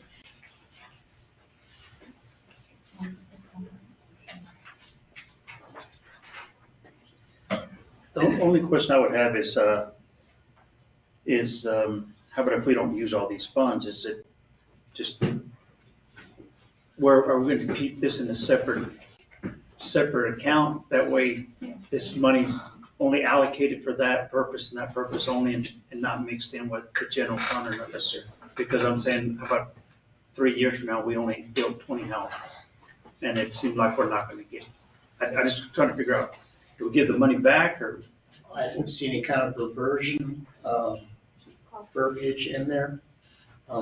This was done once before. I don't know if we. This is a smaller scale. I mean, we're looking at 500 homes right here.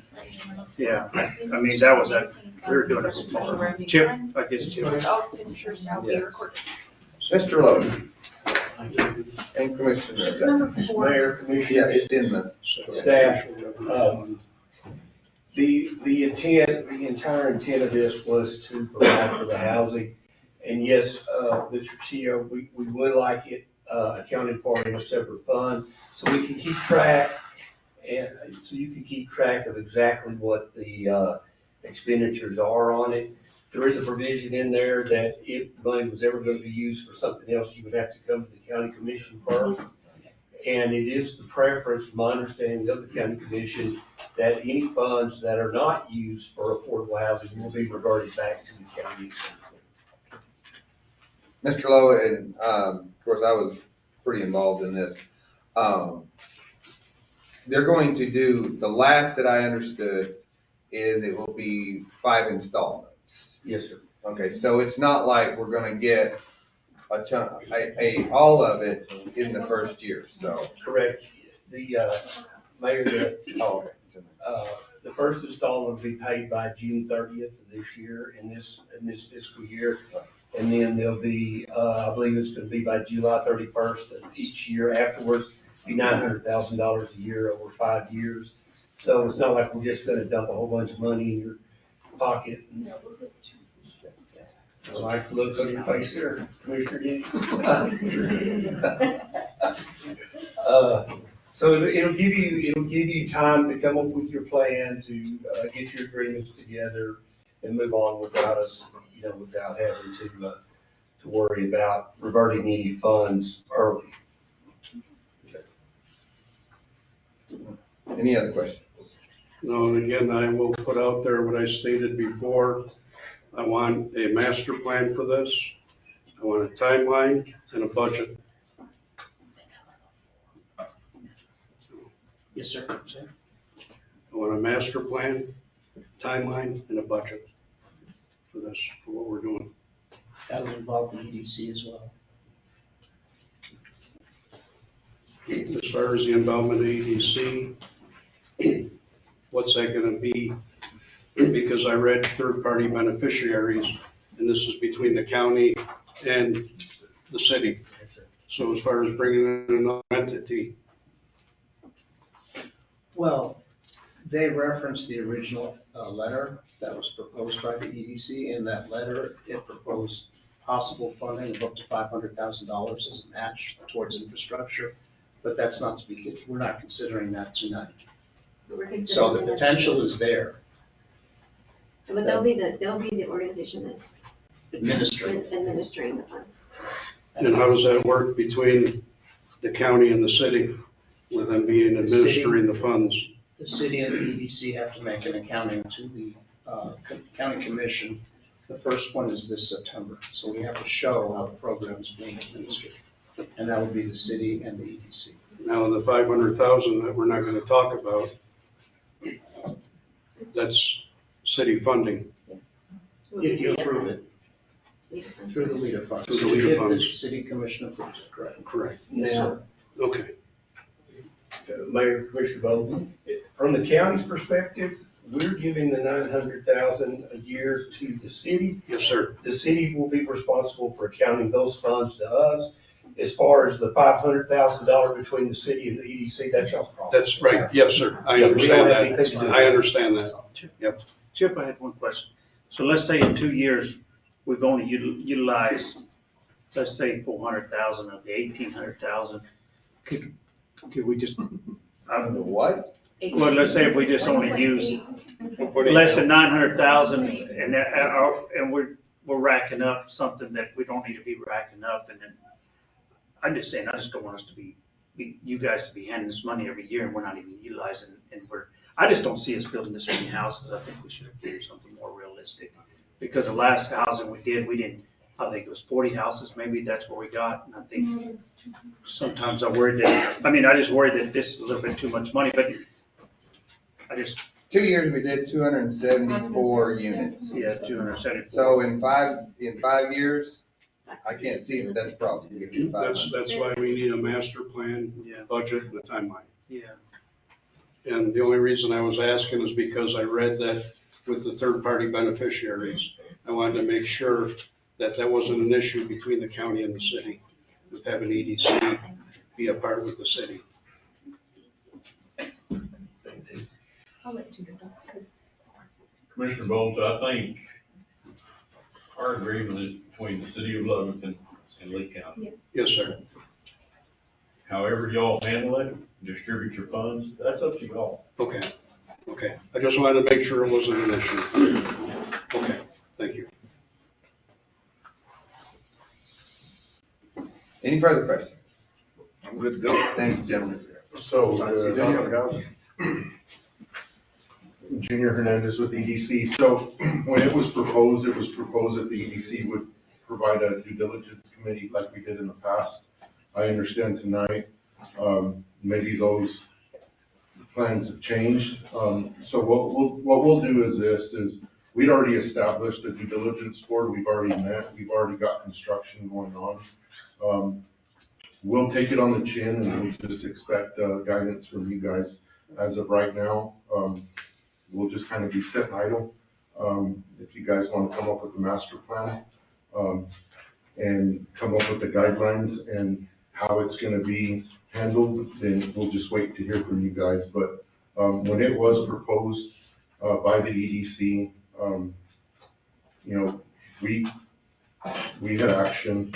We had a group together. We met last week. The group was myself, Caleb Wright, Bobby Ferris, Robert Perez, and Liz White. And so that board, the due diligence board, has been established. We met, we went over the contract, we went over some stuff, that we had already drummed up. We have a home builder that's building 5 homes on the corner of 4th and Central. If we were trying to come up with a definition for affordable, that's all over the place. It involves medium income for family. So we're doing work, we'll stop. We'll just wait on your guidance and you guys let us know. I appreciate that, what you're doing. I do, Junior. I didn't know any of that. So with me being out of the loop, not knowing, I just want to make sure all our bases are covered. That's why I'm asking these questions, because again, I have not been in the loop. So maybe transparency here would go a long way in bringing other commissioners into the loop so we know what's going on. So I appreciate what you're doing. Thank you very much. No problem.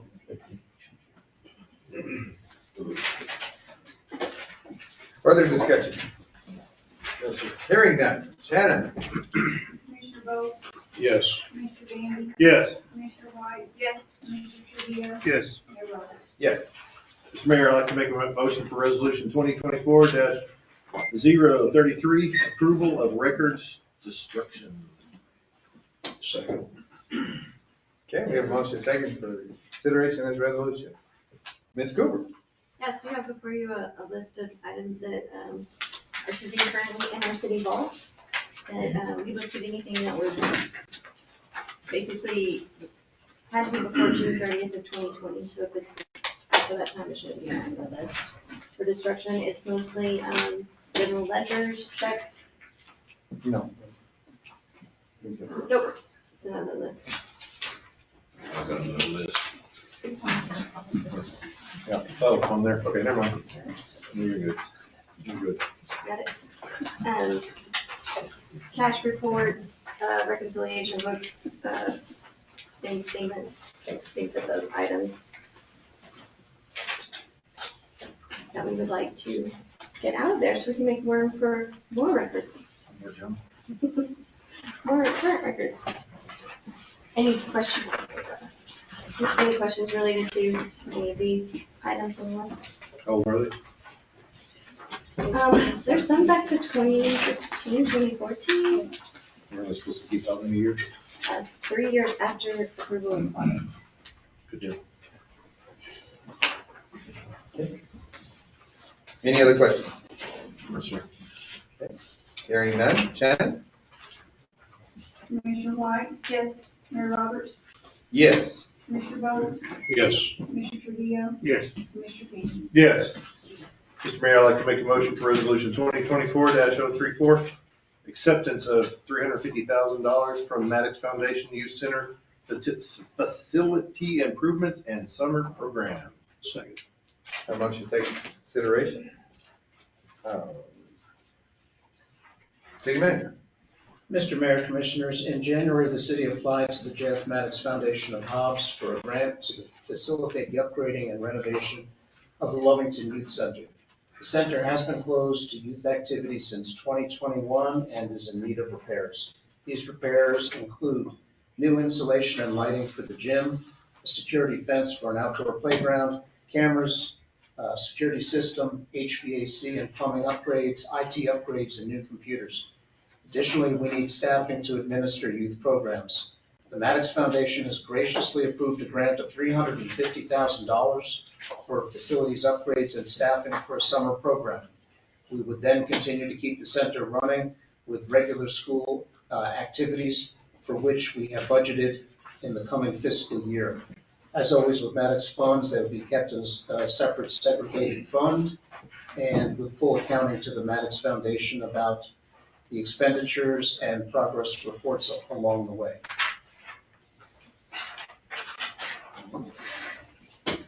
Questions, Commissioners?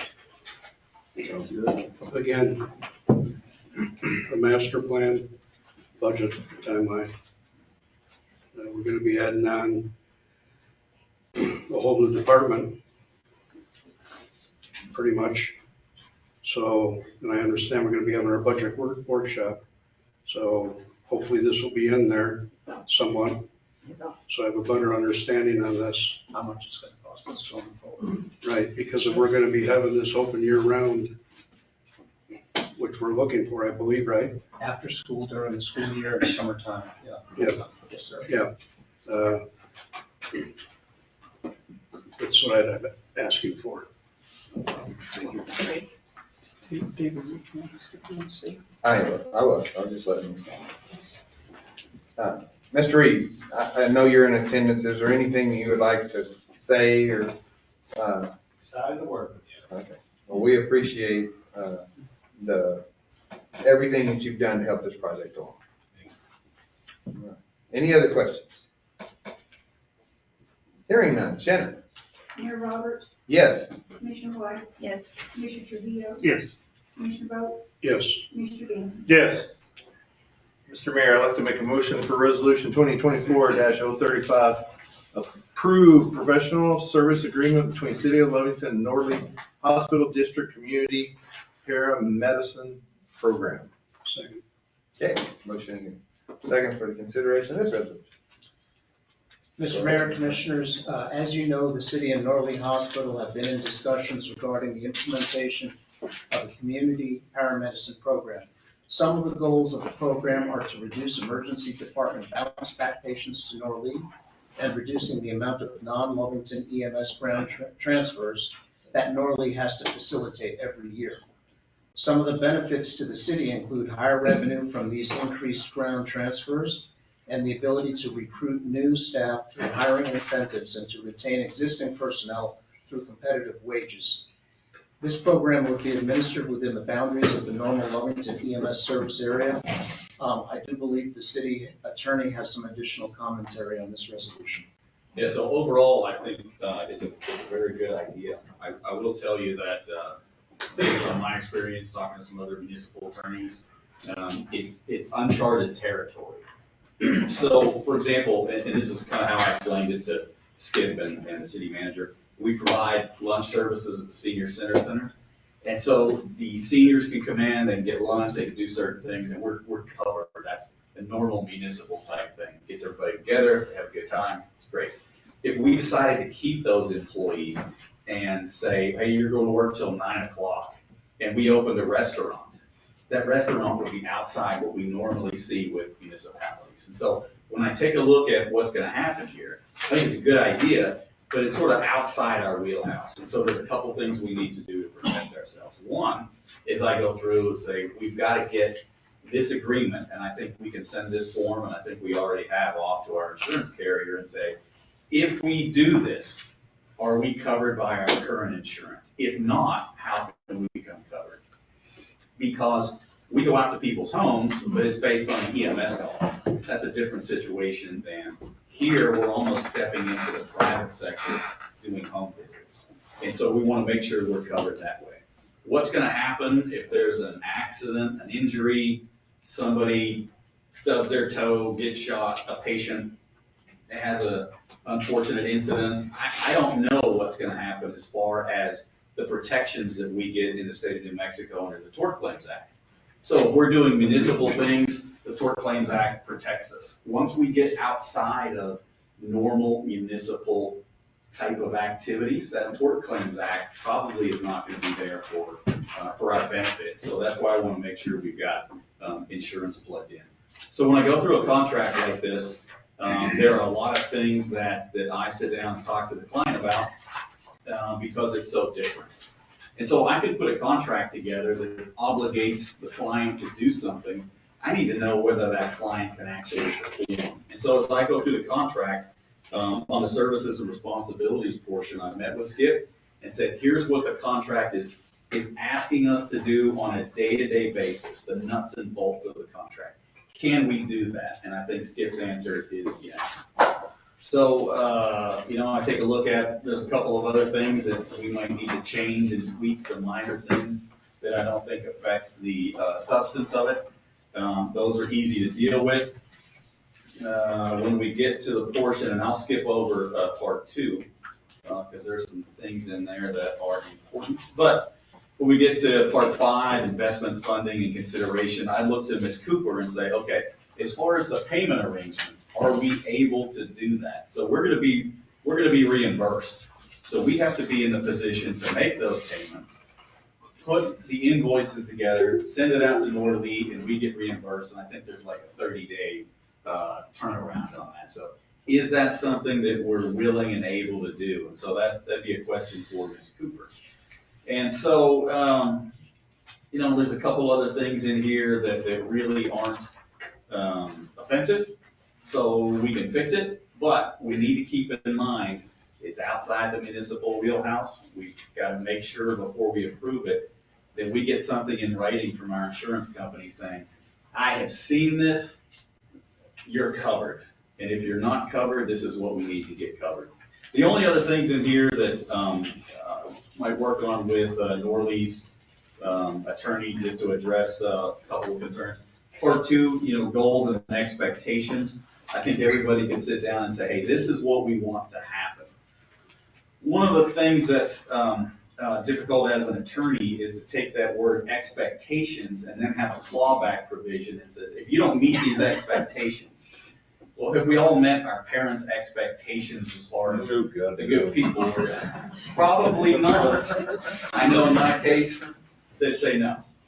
So what do we have here as far as what those expectations are? If we're limited to what's here, we can tie those in. It's a little bit cleaner. There is a clawback provision, and so we need to take a look at that and say, if we don't meet these expectations, what's going to happen? And one of the things that's in the goals and expectations is that the city picks up and starts doing things on its own.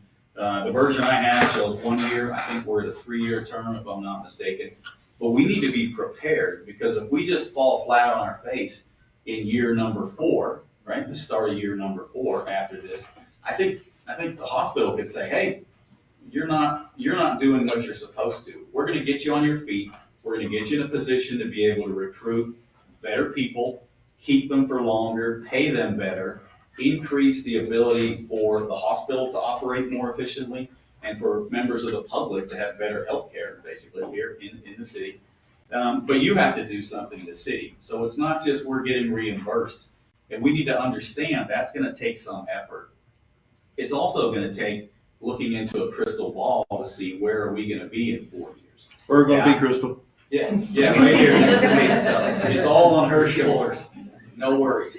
But yeah, we really have to look at it and say, hey, what's going to happen if oil is at 120 a barrel or 12 a barrel? How do we deal with those issues? And so a couple other little things in here, as far as disputed amounts. If the hospital disputes an amount, there's a provision to hold back some of that payment, but there's not a provision of how to resolve it. And so I think it's just sit down and say, okay, we have this. How do we resolve that? It doesn't go on for the whole term, I'm assuming. So overall, I think it's a great idea. We're outside our wheelhouse. We need to have that protection. There's a couple little things to adjust in here. nothing that I see that changes the substance, but I want to make sure you're aware that it's going to take an effort by the EMS, and I know they're getting a big increase in salary, and so that should help boost that. We're also getting a benefit as people that receive either care from EMS or from the hospital, but there are some things, there's some work that we're going to have to do, and I really want to stress that in year 4, we need to make sure that we are doing everything we can to meet these expectations so that we don't have a situation where they come back and say, hey, you're not doing what you're supposed to, and now we're in a situation to have to claw back. There's also a couple of other things in here about para and some other things, and so I understand we don't have confirmation from insurance tonight.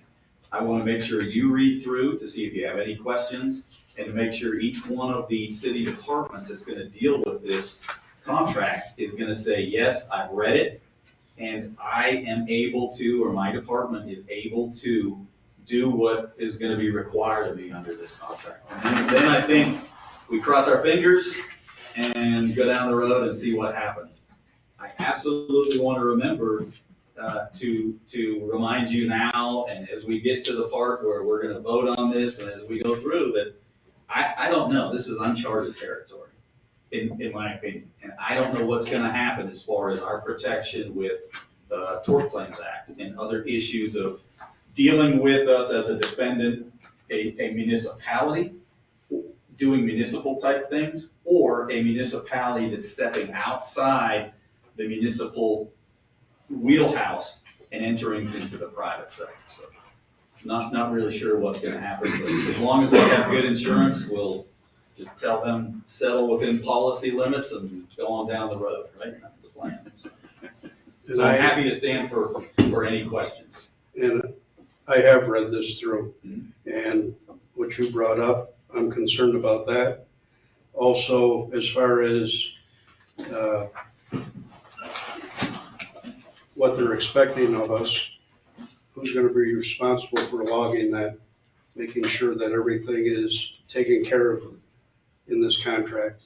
I would assume that that information is going to be a combination of Skip and our finance department, so. As I said, I wanted to make sure I put that out there. It's just one of my concerns, and the city is responsible for the para. Yes. For all these individuals. So a lot At of that increased rate. Yes, sir. Yeah, I didn't mean to interrupt. No, you're good. A lot of that also is Norlee's documentation as far as, have we been able to facilitate more of these transfers? Because we don't know everything that Norlee sends out.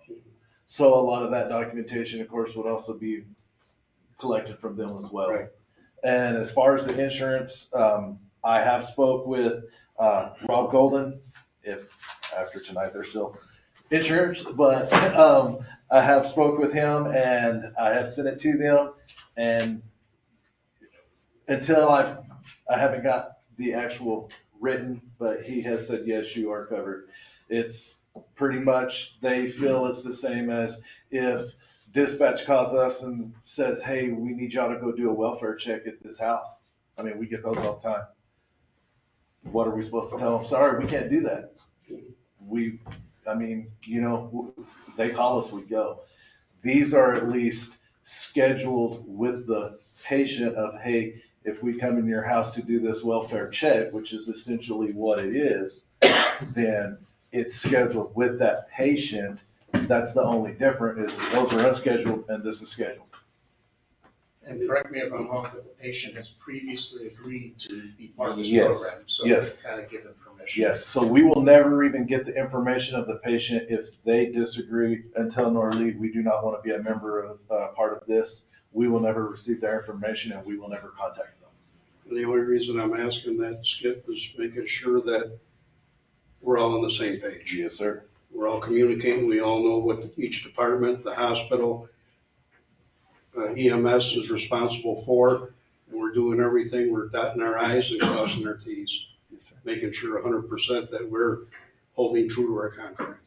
I think the goal was 40 home visits a month, and the chief assures me that he believes they could be done, each one in under a half an hour. with the understanding that these home visits would never take priority over normal EMS calls. If something comes up to where we would not be able to make that, we would just reschedule with the patient because our primary job comes first. And Norley is aware of that and they agree with that as well. And it even, I believe, says that in the contract. Mr. McMahon, I have hopefully no more than 2 questions. If we take the concerns that you said and we look at them as outside agency items that we don't have a lot of control over, and we look at the other part of it as an agreement between Norley Hospital and the city of Lovington, which are partners in this community. The first 2 that I heard you say were 1, insurance, and 2, tort claim possibilities. Right. Which could be covered by the insurance. I mean, you know, we have tort claim, or anytime we get a tort claim, it goes directly to the insurance company. Right, but there's a little bit, the municipality is treated a little bit differently than, you know, if a city vehicle runs into me, I have a specific amount of time. Let's say I run into you. Okay. We're leaving here. So I wreck your vehicle and you have 3 years statute of limitations because it's your personal property. You can wait 2 years, 11 months, and 5 days and bring a lawsuit against me. And maybe you and I never talk about that between tonight and that time. You're within your statute of limitations. You bring that lawsuit. If a municipal vehicle were to run into you, you have that same statute of limitations, but you have a shorter period of time to send a tort claim notice. So what I'm saying is that the state, the sovereign, has said, you can sue us, but only when we say it's okay. And so the sovereign, which is the state, the county, some esequias, other types of quasi-governmental agencies, and the city of Lovington has some protections that a normal person doesn't against lawsuits. Okay, so doing our normal municipal stuff, we enjoy those protections. If we opened a trucking company or a restaurant or a convenience store, those are things outside of what a municipality normally does. So I want to prepare you, if we get sued because of what we're doing outside of normal government sovereign type of activity, we're probably not going to have the protections and enjoy those protections of the Tort Claims Act in New Mexico and all those other things that the sovereign says you can only sue us in certain areas and only certain time limits and all these other certain things. When we're out there in the public, it's a different ballgame. I think the risk is not too great considering what the benefit is.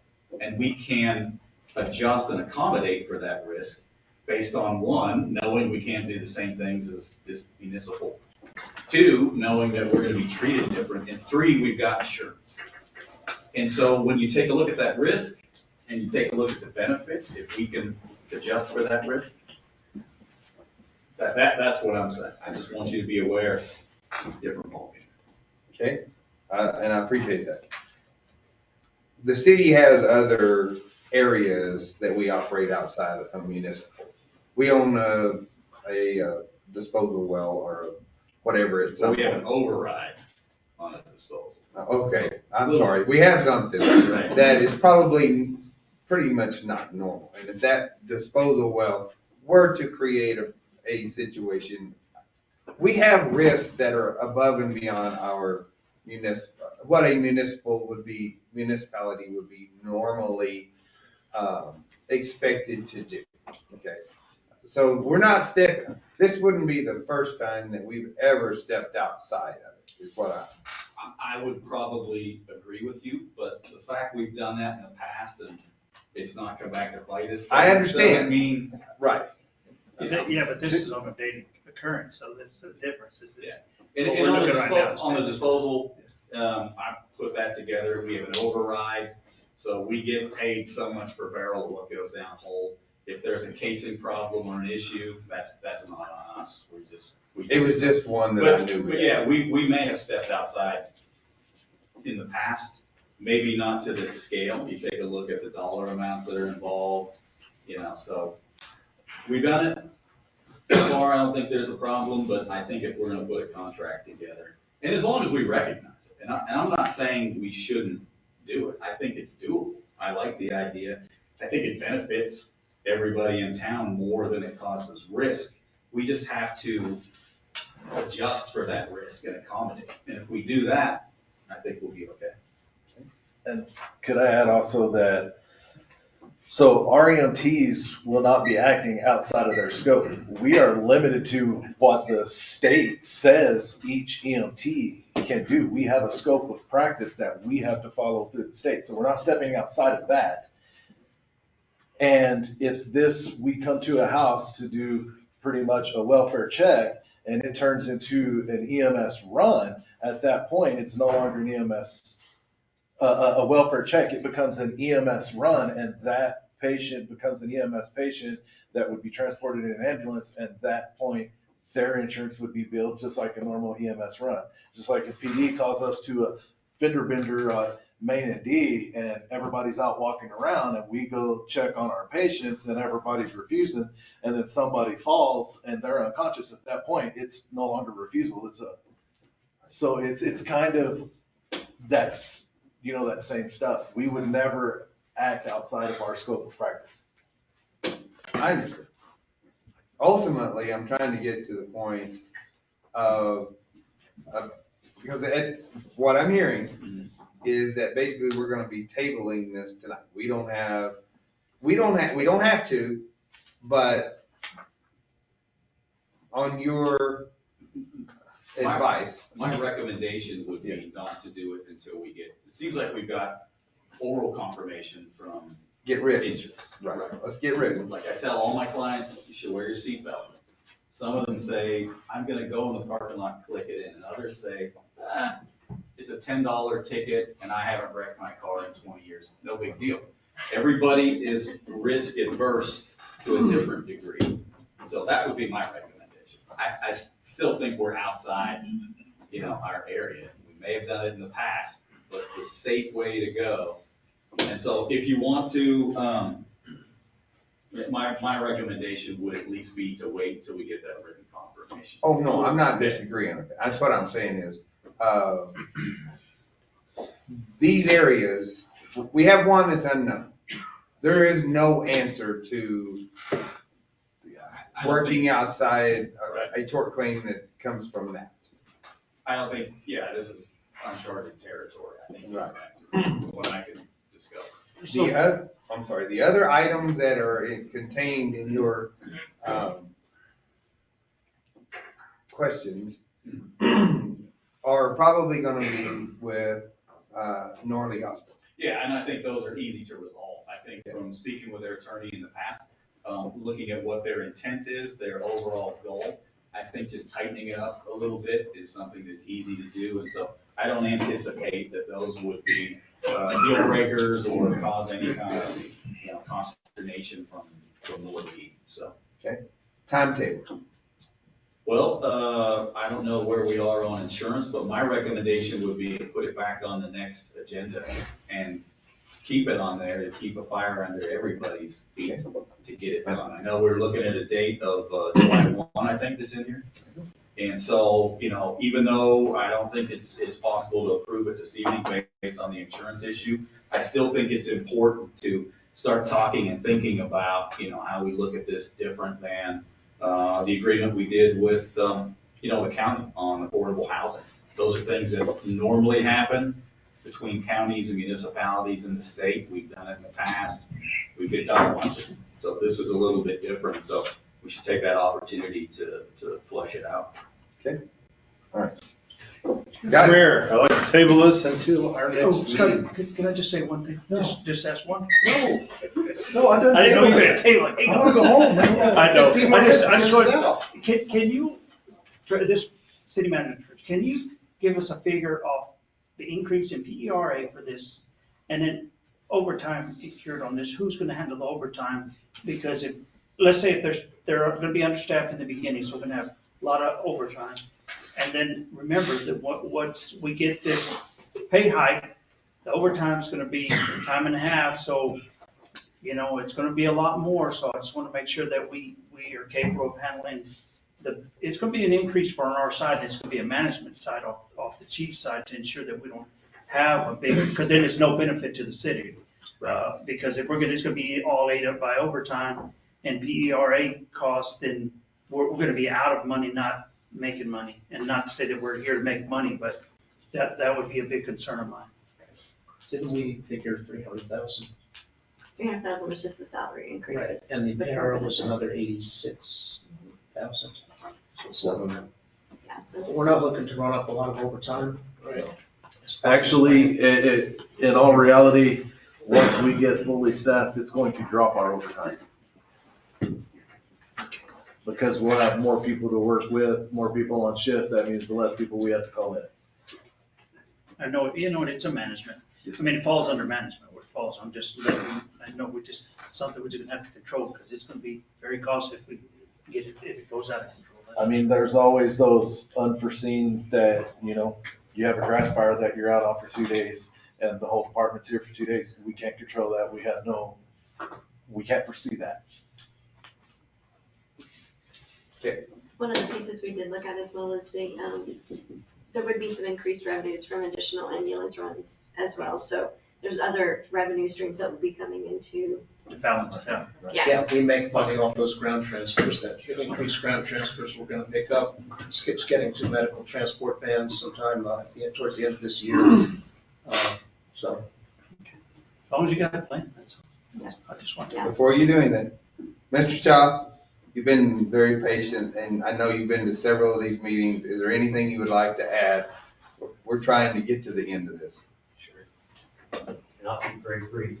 I think your attorney's wise. I think you need to check all those things out. We did, but we did it back in December when we started the project. So we feel very comfortable with the project. We feel like our risks are covered, and some of the language that you mentioned, just out of our fiduciary responsibility, we need to make sure that the mill levy receipts that we are using to help fund this, that the community is providing to us, that we make sure that they're spent wisely, just like we're doing the same thing. So that's why that language is in there. I do want to point out one thing that I want to be sure that everybody understands. This was done to kind of help you get a jump start on getting up to the proper salaries, getting up to the proper staffing so that you could fully meet your obligations around EMS. The services that you're providing, where you're going into the home and doing those kinds of services, community services, we'll continue to pay for those. But the value that those services have is not the full extent that we're providing here. Because that's an additional service. And we just felt like at Norlea that this was an opportunity to kind of come together with the city, help the city with a need that they had with their EMS services, because we depend on them, and then also meet a need that we have. Our reimbursement model at the hospital is changing, and we're doing, all hospitals, healthcare services are doing more where they're reaching out into the community and providing preventative care. And so we just felt like this was a great way to pull that off. So I've been here 24 years. I'm a very patient guy. So I can wait a few more months. As far as I know, I'm not going Hopefully 2 more weeks. Yeah. Thank you. And by the way, on your housing issue, just so you know, in the next 2 years, we intend to hire about 165 more people. And I am currently having realtors bypass Lovington and go straight to Hobbs because there's no housing here. And that's a real loss for us in Lovington, because I live here in Lovington. That's people now that are gonna go buy their groceries in Hobbs and spend their money there rather than in Lovington. So I'm real happy to hear that tonight and hope that we're able to use it quickly to begin addressing that issue. Mr. Gandy. I was tabled 20 minutes ago, but here we go. Mr. Mayor, can we table, I forget where we're at, resolution 2024-035, the approval of advanced services between the city of Lovington and North Lee Hospital until our next meeting on Tuesday, the 28th. We have a motion to table this. Shannon?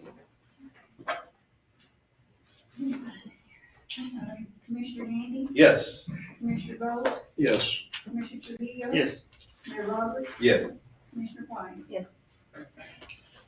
Mr. Mayor, I'd like to make a motion for resolution 2024-036, approve advertising for ordinance for expenditures for up to $60,000 of LEDA funds for 340 feet of sewer line on Gum and Deer Drive. Okay, a motion taken consideration. Mr. Mayor, Commissioner, this resolution calls for the advertising for a plan to spend up to $60,000 of LEDA funds for approximately 350 foot of sewer line extension on Gum and Deer Dove Streets. This is to bring utility services to the curb only for new housing, which will support new economic expansion in the area. To date, we did receive one bid so far, and I believe that came in at $57,000, and that was through Ramirez and Sons. And if you have any additional questions, well, they might need a translator. I believe the owners of the development are here tonight. And that's the one directly across the hospital. It looked like they had a Dunkin' booth and a big ditch in. Okay, we were talking It's about to the right of snack. The retention pond and, yes. I'm sorry, I Dunkin'. just, I call that welding, so it's still, okay. Okay, questions? Hearing none. Oh, Commissioner Bolt. How will the city be reimbursed? It won't be. We won't. It won't be, okay, We're using legal funds. okay. So I'm just reading here and it says they're requesting the city to fund the project. And when occupancy permits are granted, the LEDA will reimburse the city. Well, that's. So so we pay it up front, and then when he starts putting in the homes, then the LEDA, then EDC pays us that funds back. Is that how that goes? No, LEDA funds are city funds. Yeah, well, but So how does EDC. I'm trying to I don't know how that understand works this. exactly. I've never understood how EDC can tell us how to spend the LEDA funds. I have no question. All right, hearing no question. Shannon? Commissioner Trujillo, Yes. Mayor Roberts, Yes. Commissioner Bolt, Yes. Commissioner White, Yes. Commissioner Gandy. Yes. Mr. Mayor, I'd like to make a motion for resolution 2024-037, approval of RFP insurance broker for liability, property, and vehicle coverage. Second. Okay. Motion and second on consideration of this resolution. Okay, Mayor Commissioners, we would like to table this as we are still waiting for figures from the two insurance companies that we're wanting to go with. Should be for next meeting. Okay. Gonna rescind again, because we haven't got all night. Give me a minute, I'm trying to figure out what I'm doing here. Just woke up from a nap. Mr. Mayor, I'd like to make a motion to table resolution 2024 037, approval of the RFP for the insurance broker and liability, property, and vehicle coverage until we can get costs. Second. Or actually, the next meeting on the 28th, on Tuesday. Okay. Not Monday, Tuesday. Okay. Hearing no further discussion, Shannon? Commissioner Bolt, Yes. Commissioner White, Yes. Mayor Roberts, Yes. Commissioner Gandy. Yes. Commissioner Trujillo. Yes. Mr. Mayor, I'd like to make a motion for resolution 2024-038, appoint senior citizen board member for the city commission seat. And I choose somebody that raises their hand. Okay, that didn't work. I tried. Second. You want it? Yeah, sir. Okay. Okay, I appoint, not appoint, that sounded kind of bad. David Trujillo. in the Commissioner position of Trujillo as. Commissioner Trio in the position of Commissioner White. Okay, now we have a second. Okay, I will second. The second. Okay, all right, we have a motion and second for that. Did we get that right, gentlemen? Because it sounded really confusing and partly. All right, awesome. Thank you for being able to understand this. All right. Any further discussion? Your last chance. Okay, never mind. Shannon? Commissioner White? Yes. Mayor Roberts? Yes. Commissioner Gandy? Yes. Commissioner Bolt? Yes. Commissioner Trujillo? Yes. Vote no. Too late. I do not understand the next one on the agenda, New Mexico Main Street I don't know. Project Historical Brick. Well, because a resolution is not required, but I Okay. do have to have an answer from you guys. Okay, that's fine. I just didn't understand. Well, we have to have a question. I'll Yes. second. You're gonna So- second that he doesn't understand it? So I will explain what I need. The question is, so Constructors Inc. is asking if we would like to do stamped concrete in the historical area of downtown, where the historical brick is. You know how it's all crazy shaped, right? The picture up there? So they can get a special stamp to do that stamped all the way. Because the issue is, we could possibly run out of brick and not be able to complete those areas. I had the areas highlighted in you guys' there. So from the library, on the east side, from the library clear to Washington is the historic brick. From curb to property line, except for at the ramps, right? And then on the other side, it is just from Central to Washington on the east, on the west side. So that area, do we want them to do a stamped concrete and they buy, Constructors Inc. would buy a special stamp that looks like the historical brick? Or do we want them to continue with the way it is designed and planned and replace our historical brick in those areas? Stamp it. They did my front porch, and, the guys, and I think it looks phenomenal. Color And I and don't, stamp. really don't think that it makes that much difference. It'd probably be a time saver. And if we ever had to cut the concrete and do something else, we could come back and stamp it again. Yes, because we can buy the stamp from them after the project is over. I'll donate the stamp. Okay. You guys will have it. So It will speed up the project. I think, yeah. That's all we wanted to hear. I mean,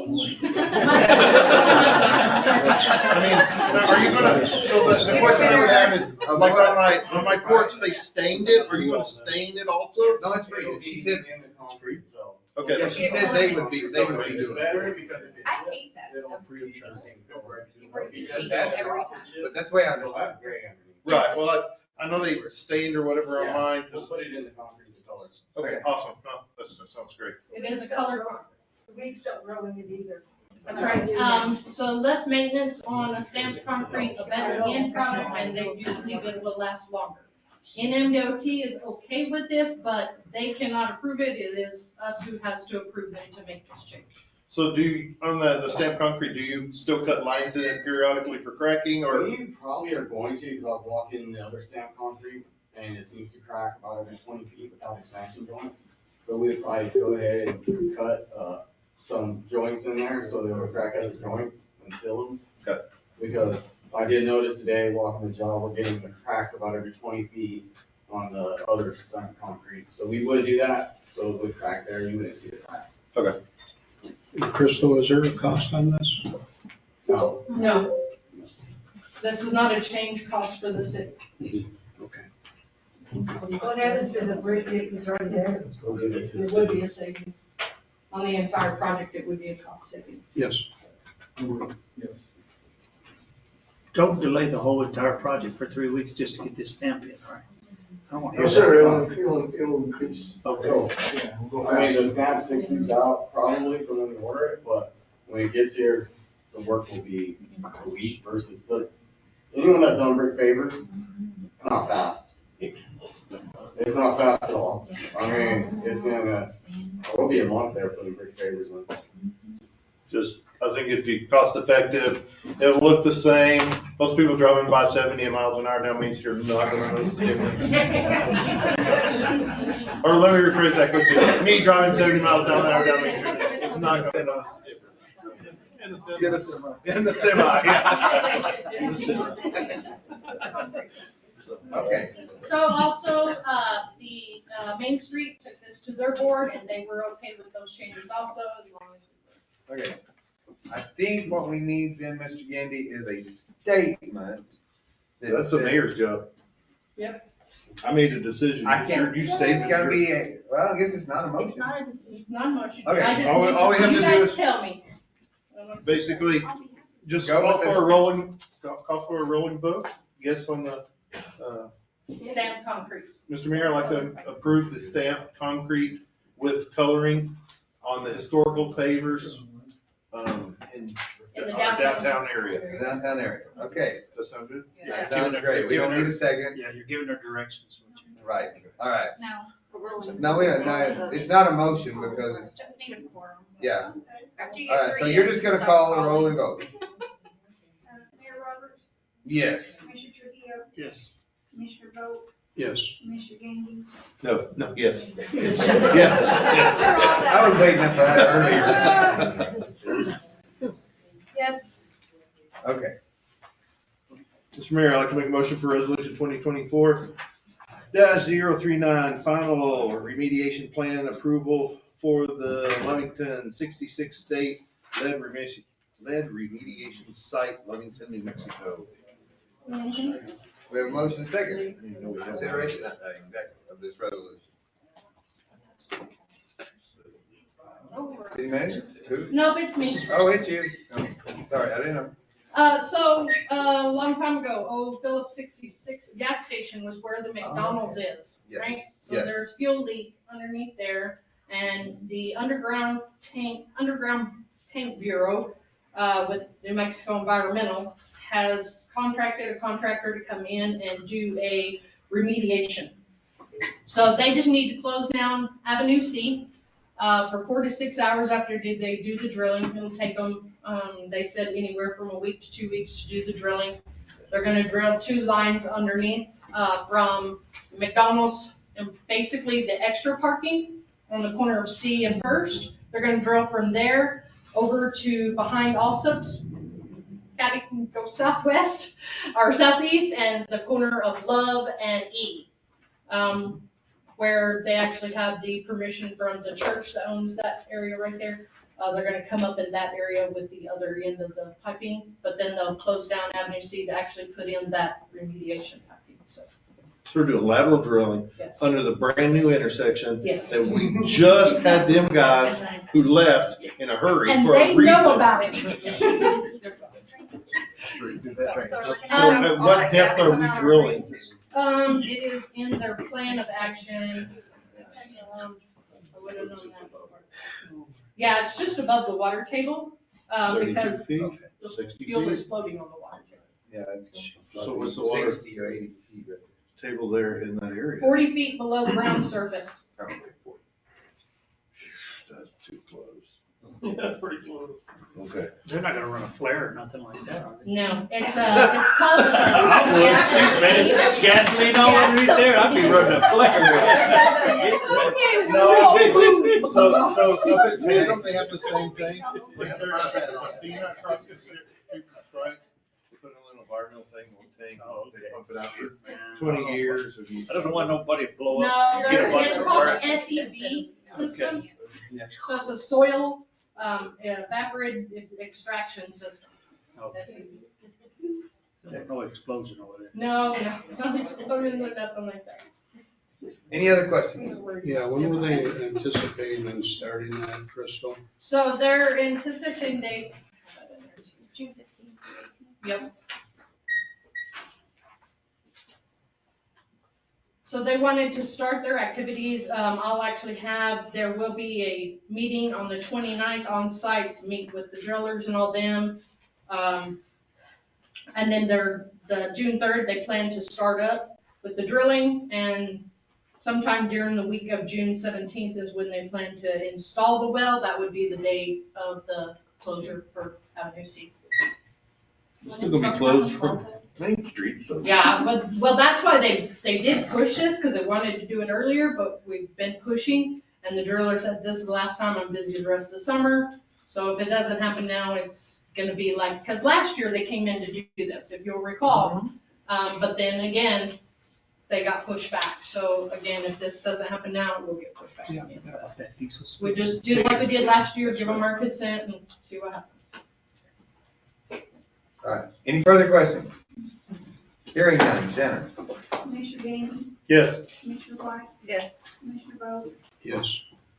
Commissioner Trujillo. Yes.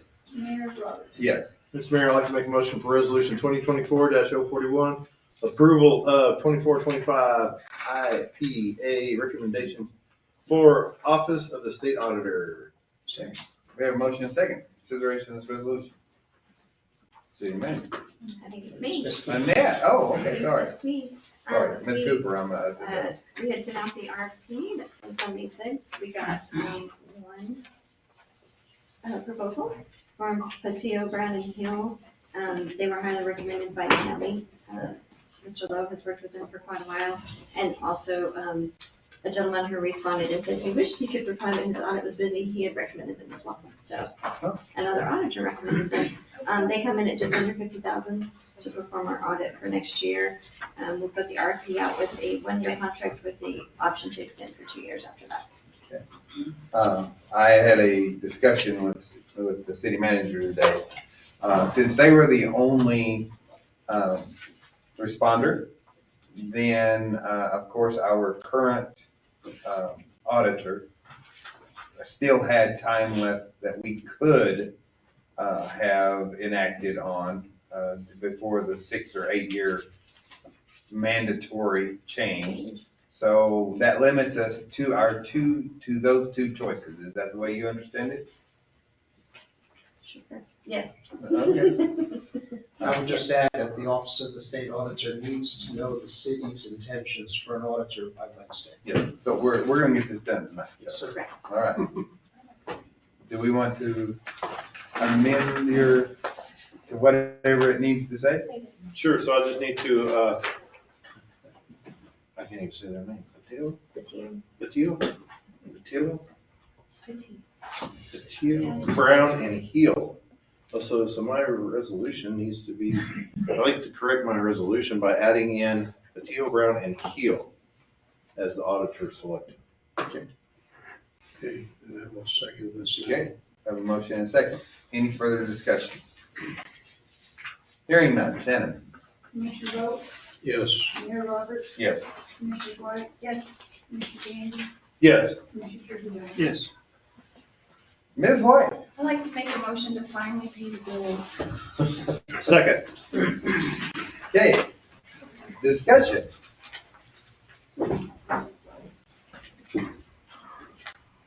The Century Sign Builders for the Magistrate Court, that sign is fixed?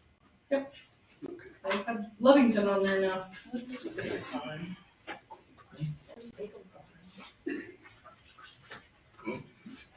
The CES grants vendor 10378. What was that for? For That is- 19,000? D&D automation for the police department server and cameras as a capital outlay grant.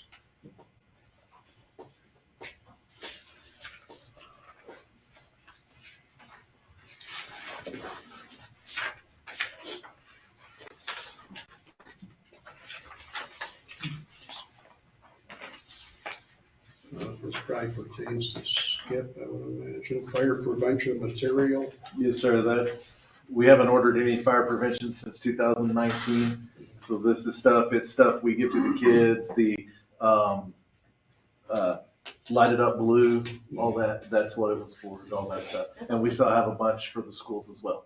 You paid for that out of your fire protection. And that was paid for out of the fire protection. Yeah, I see what it was. I just wanted to find out what it was for.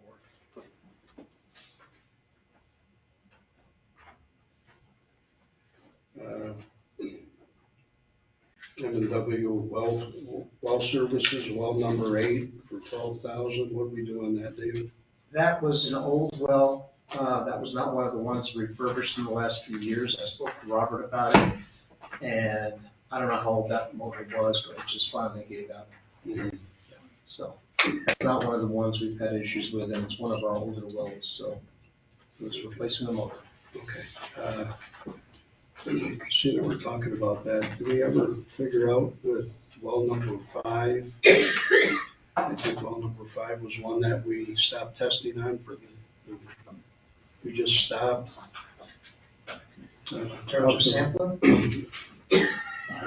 I'll have to look up and see. Speaking of that, we have a couple of penalties. New Mexico public regulation.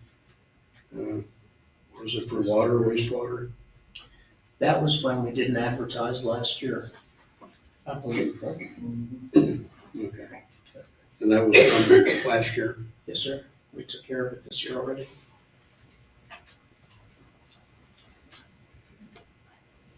Okay, I'm good. Dave, on your fund balances right here, when you gave us the stock real quick, can you just, on the solid waste enterprise, is that gonna run in the negative at the end of this fiscal year, or do you have a solution to that? It's actually running in the positive for this year, if you look at Okay. revenues and expenses for solid waste. But on this doc, it says it's running in the negative. Yeah, it's actually running a little in the negative. One of the reasons it's running in the negative again is because there was 2 payments to Waste Management. June's was never paid in last fiscal year, so it was paid in this year. So we're running a little behind on that. For this year as well, one of the things we did is Kevin has been doing an audit of billed services by Waste Management versus what we're billing out to customers. So we're in the process of completing that audit to see if they're overbilling us. And I think that's gonna help a lot. Yeah, okay, so you got it, okay, working on it, okay, good. Yeah. So I'm not sure how the fund managed to end in the negative last year, because the state doesn't usually allow that. Yeah, especially something. Usually get an like audit, finding for it too. So we'll have to make sure if it's in the negative, we do an operating transfer, so we'll have to do a budget adjustment request to cover that. But that's one of the things we'll be doing. Did you have any questions on the revenues expenses that was through March 31st? Get you a fund balance. This is an okay way you want to see the information. It's good with me. You have been yelling at I know, me to get this to you, and you didn't even look at it. I've been taking naps and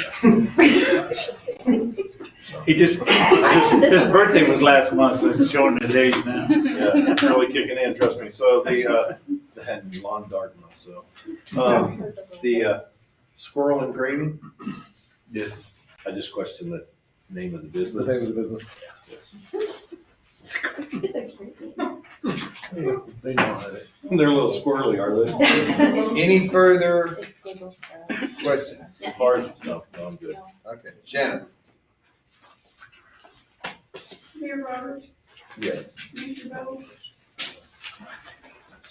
Yes. Yes. Commissioner White, Yes. Commissioner Gandy, Yes. Commissioner Tejeda. Yes.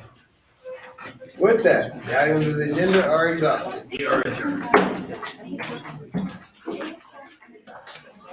I'm afraid, let's get it. I know, I thought it was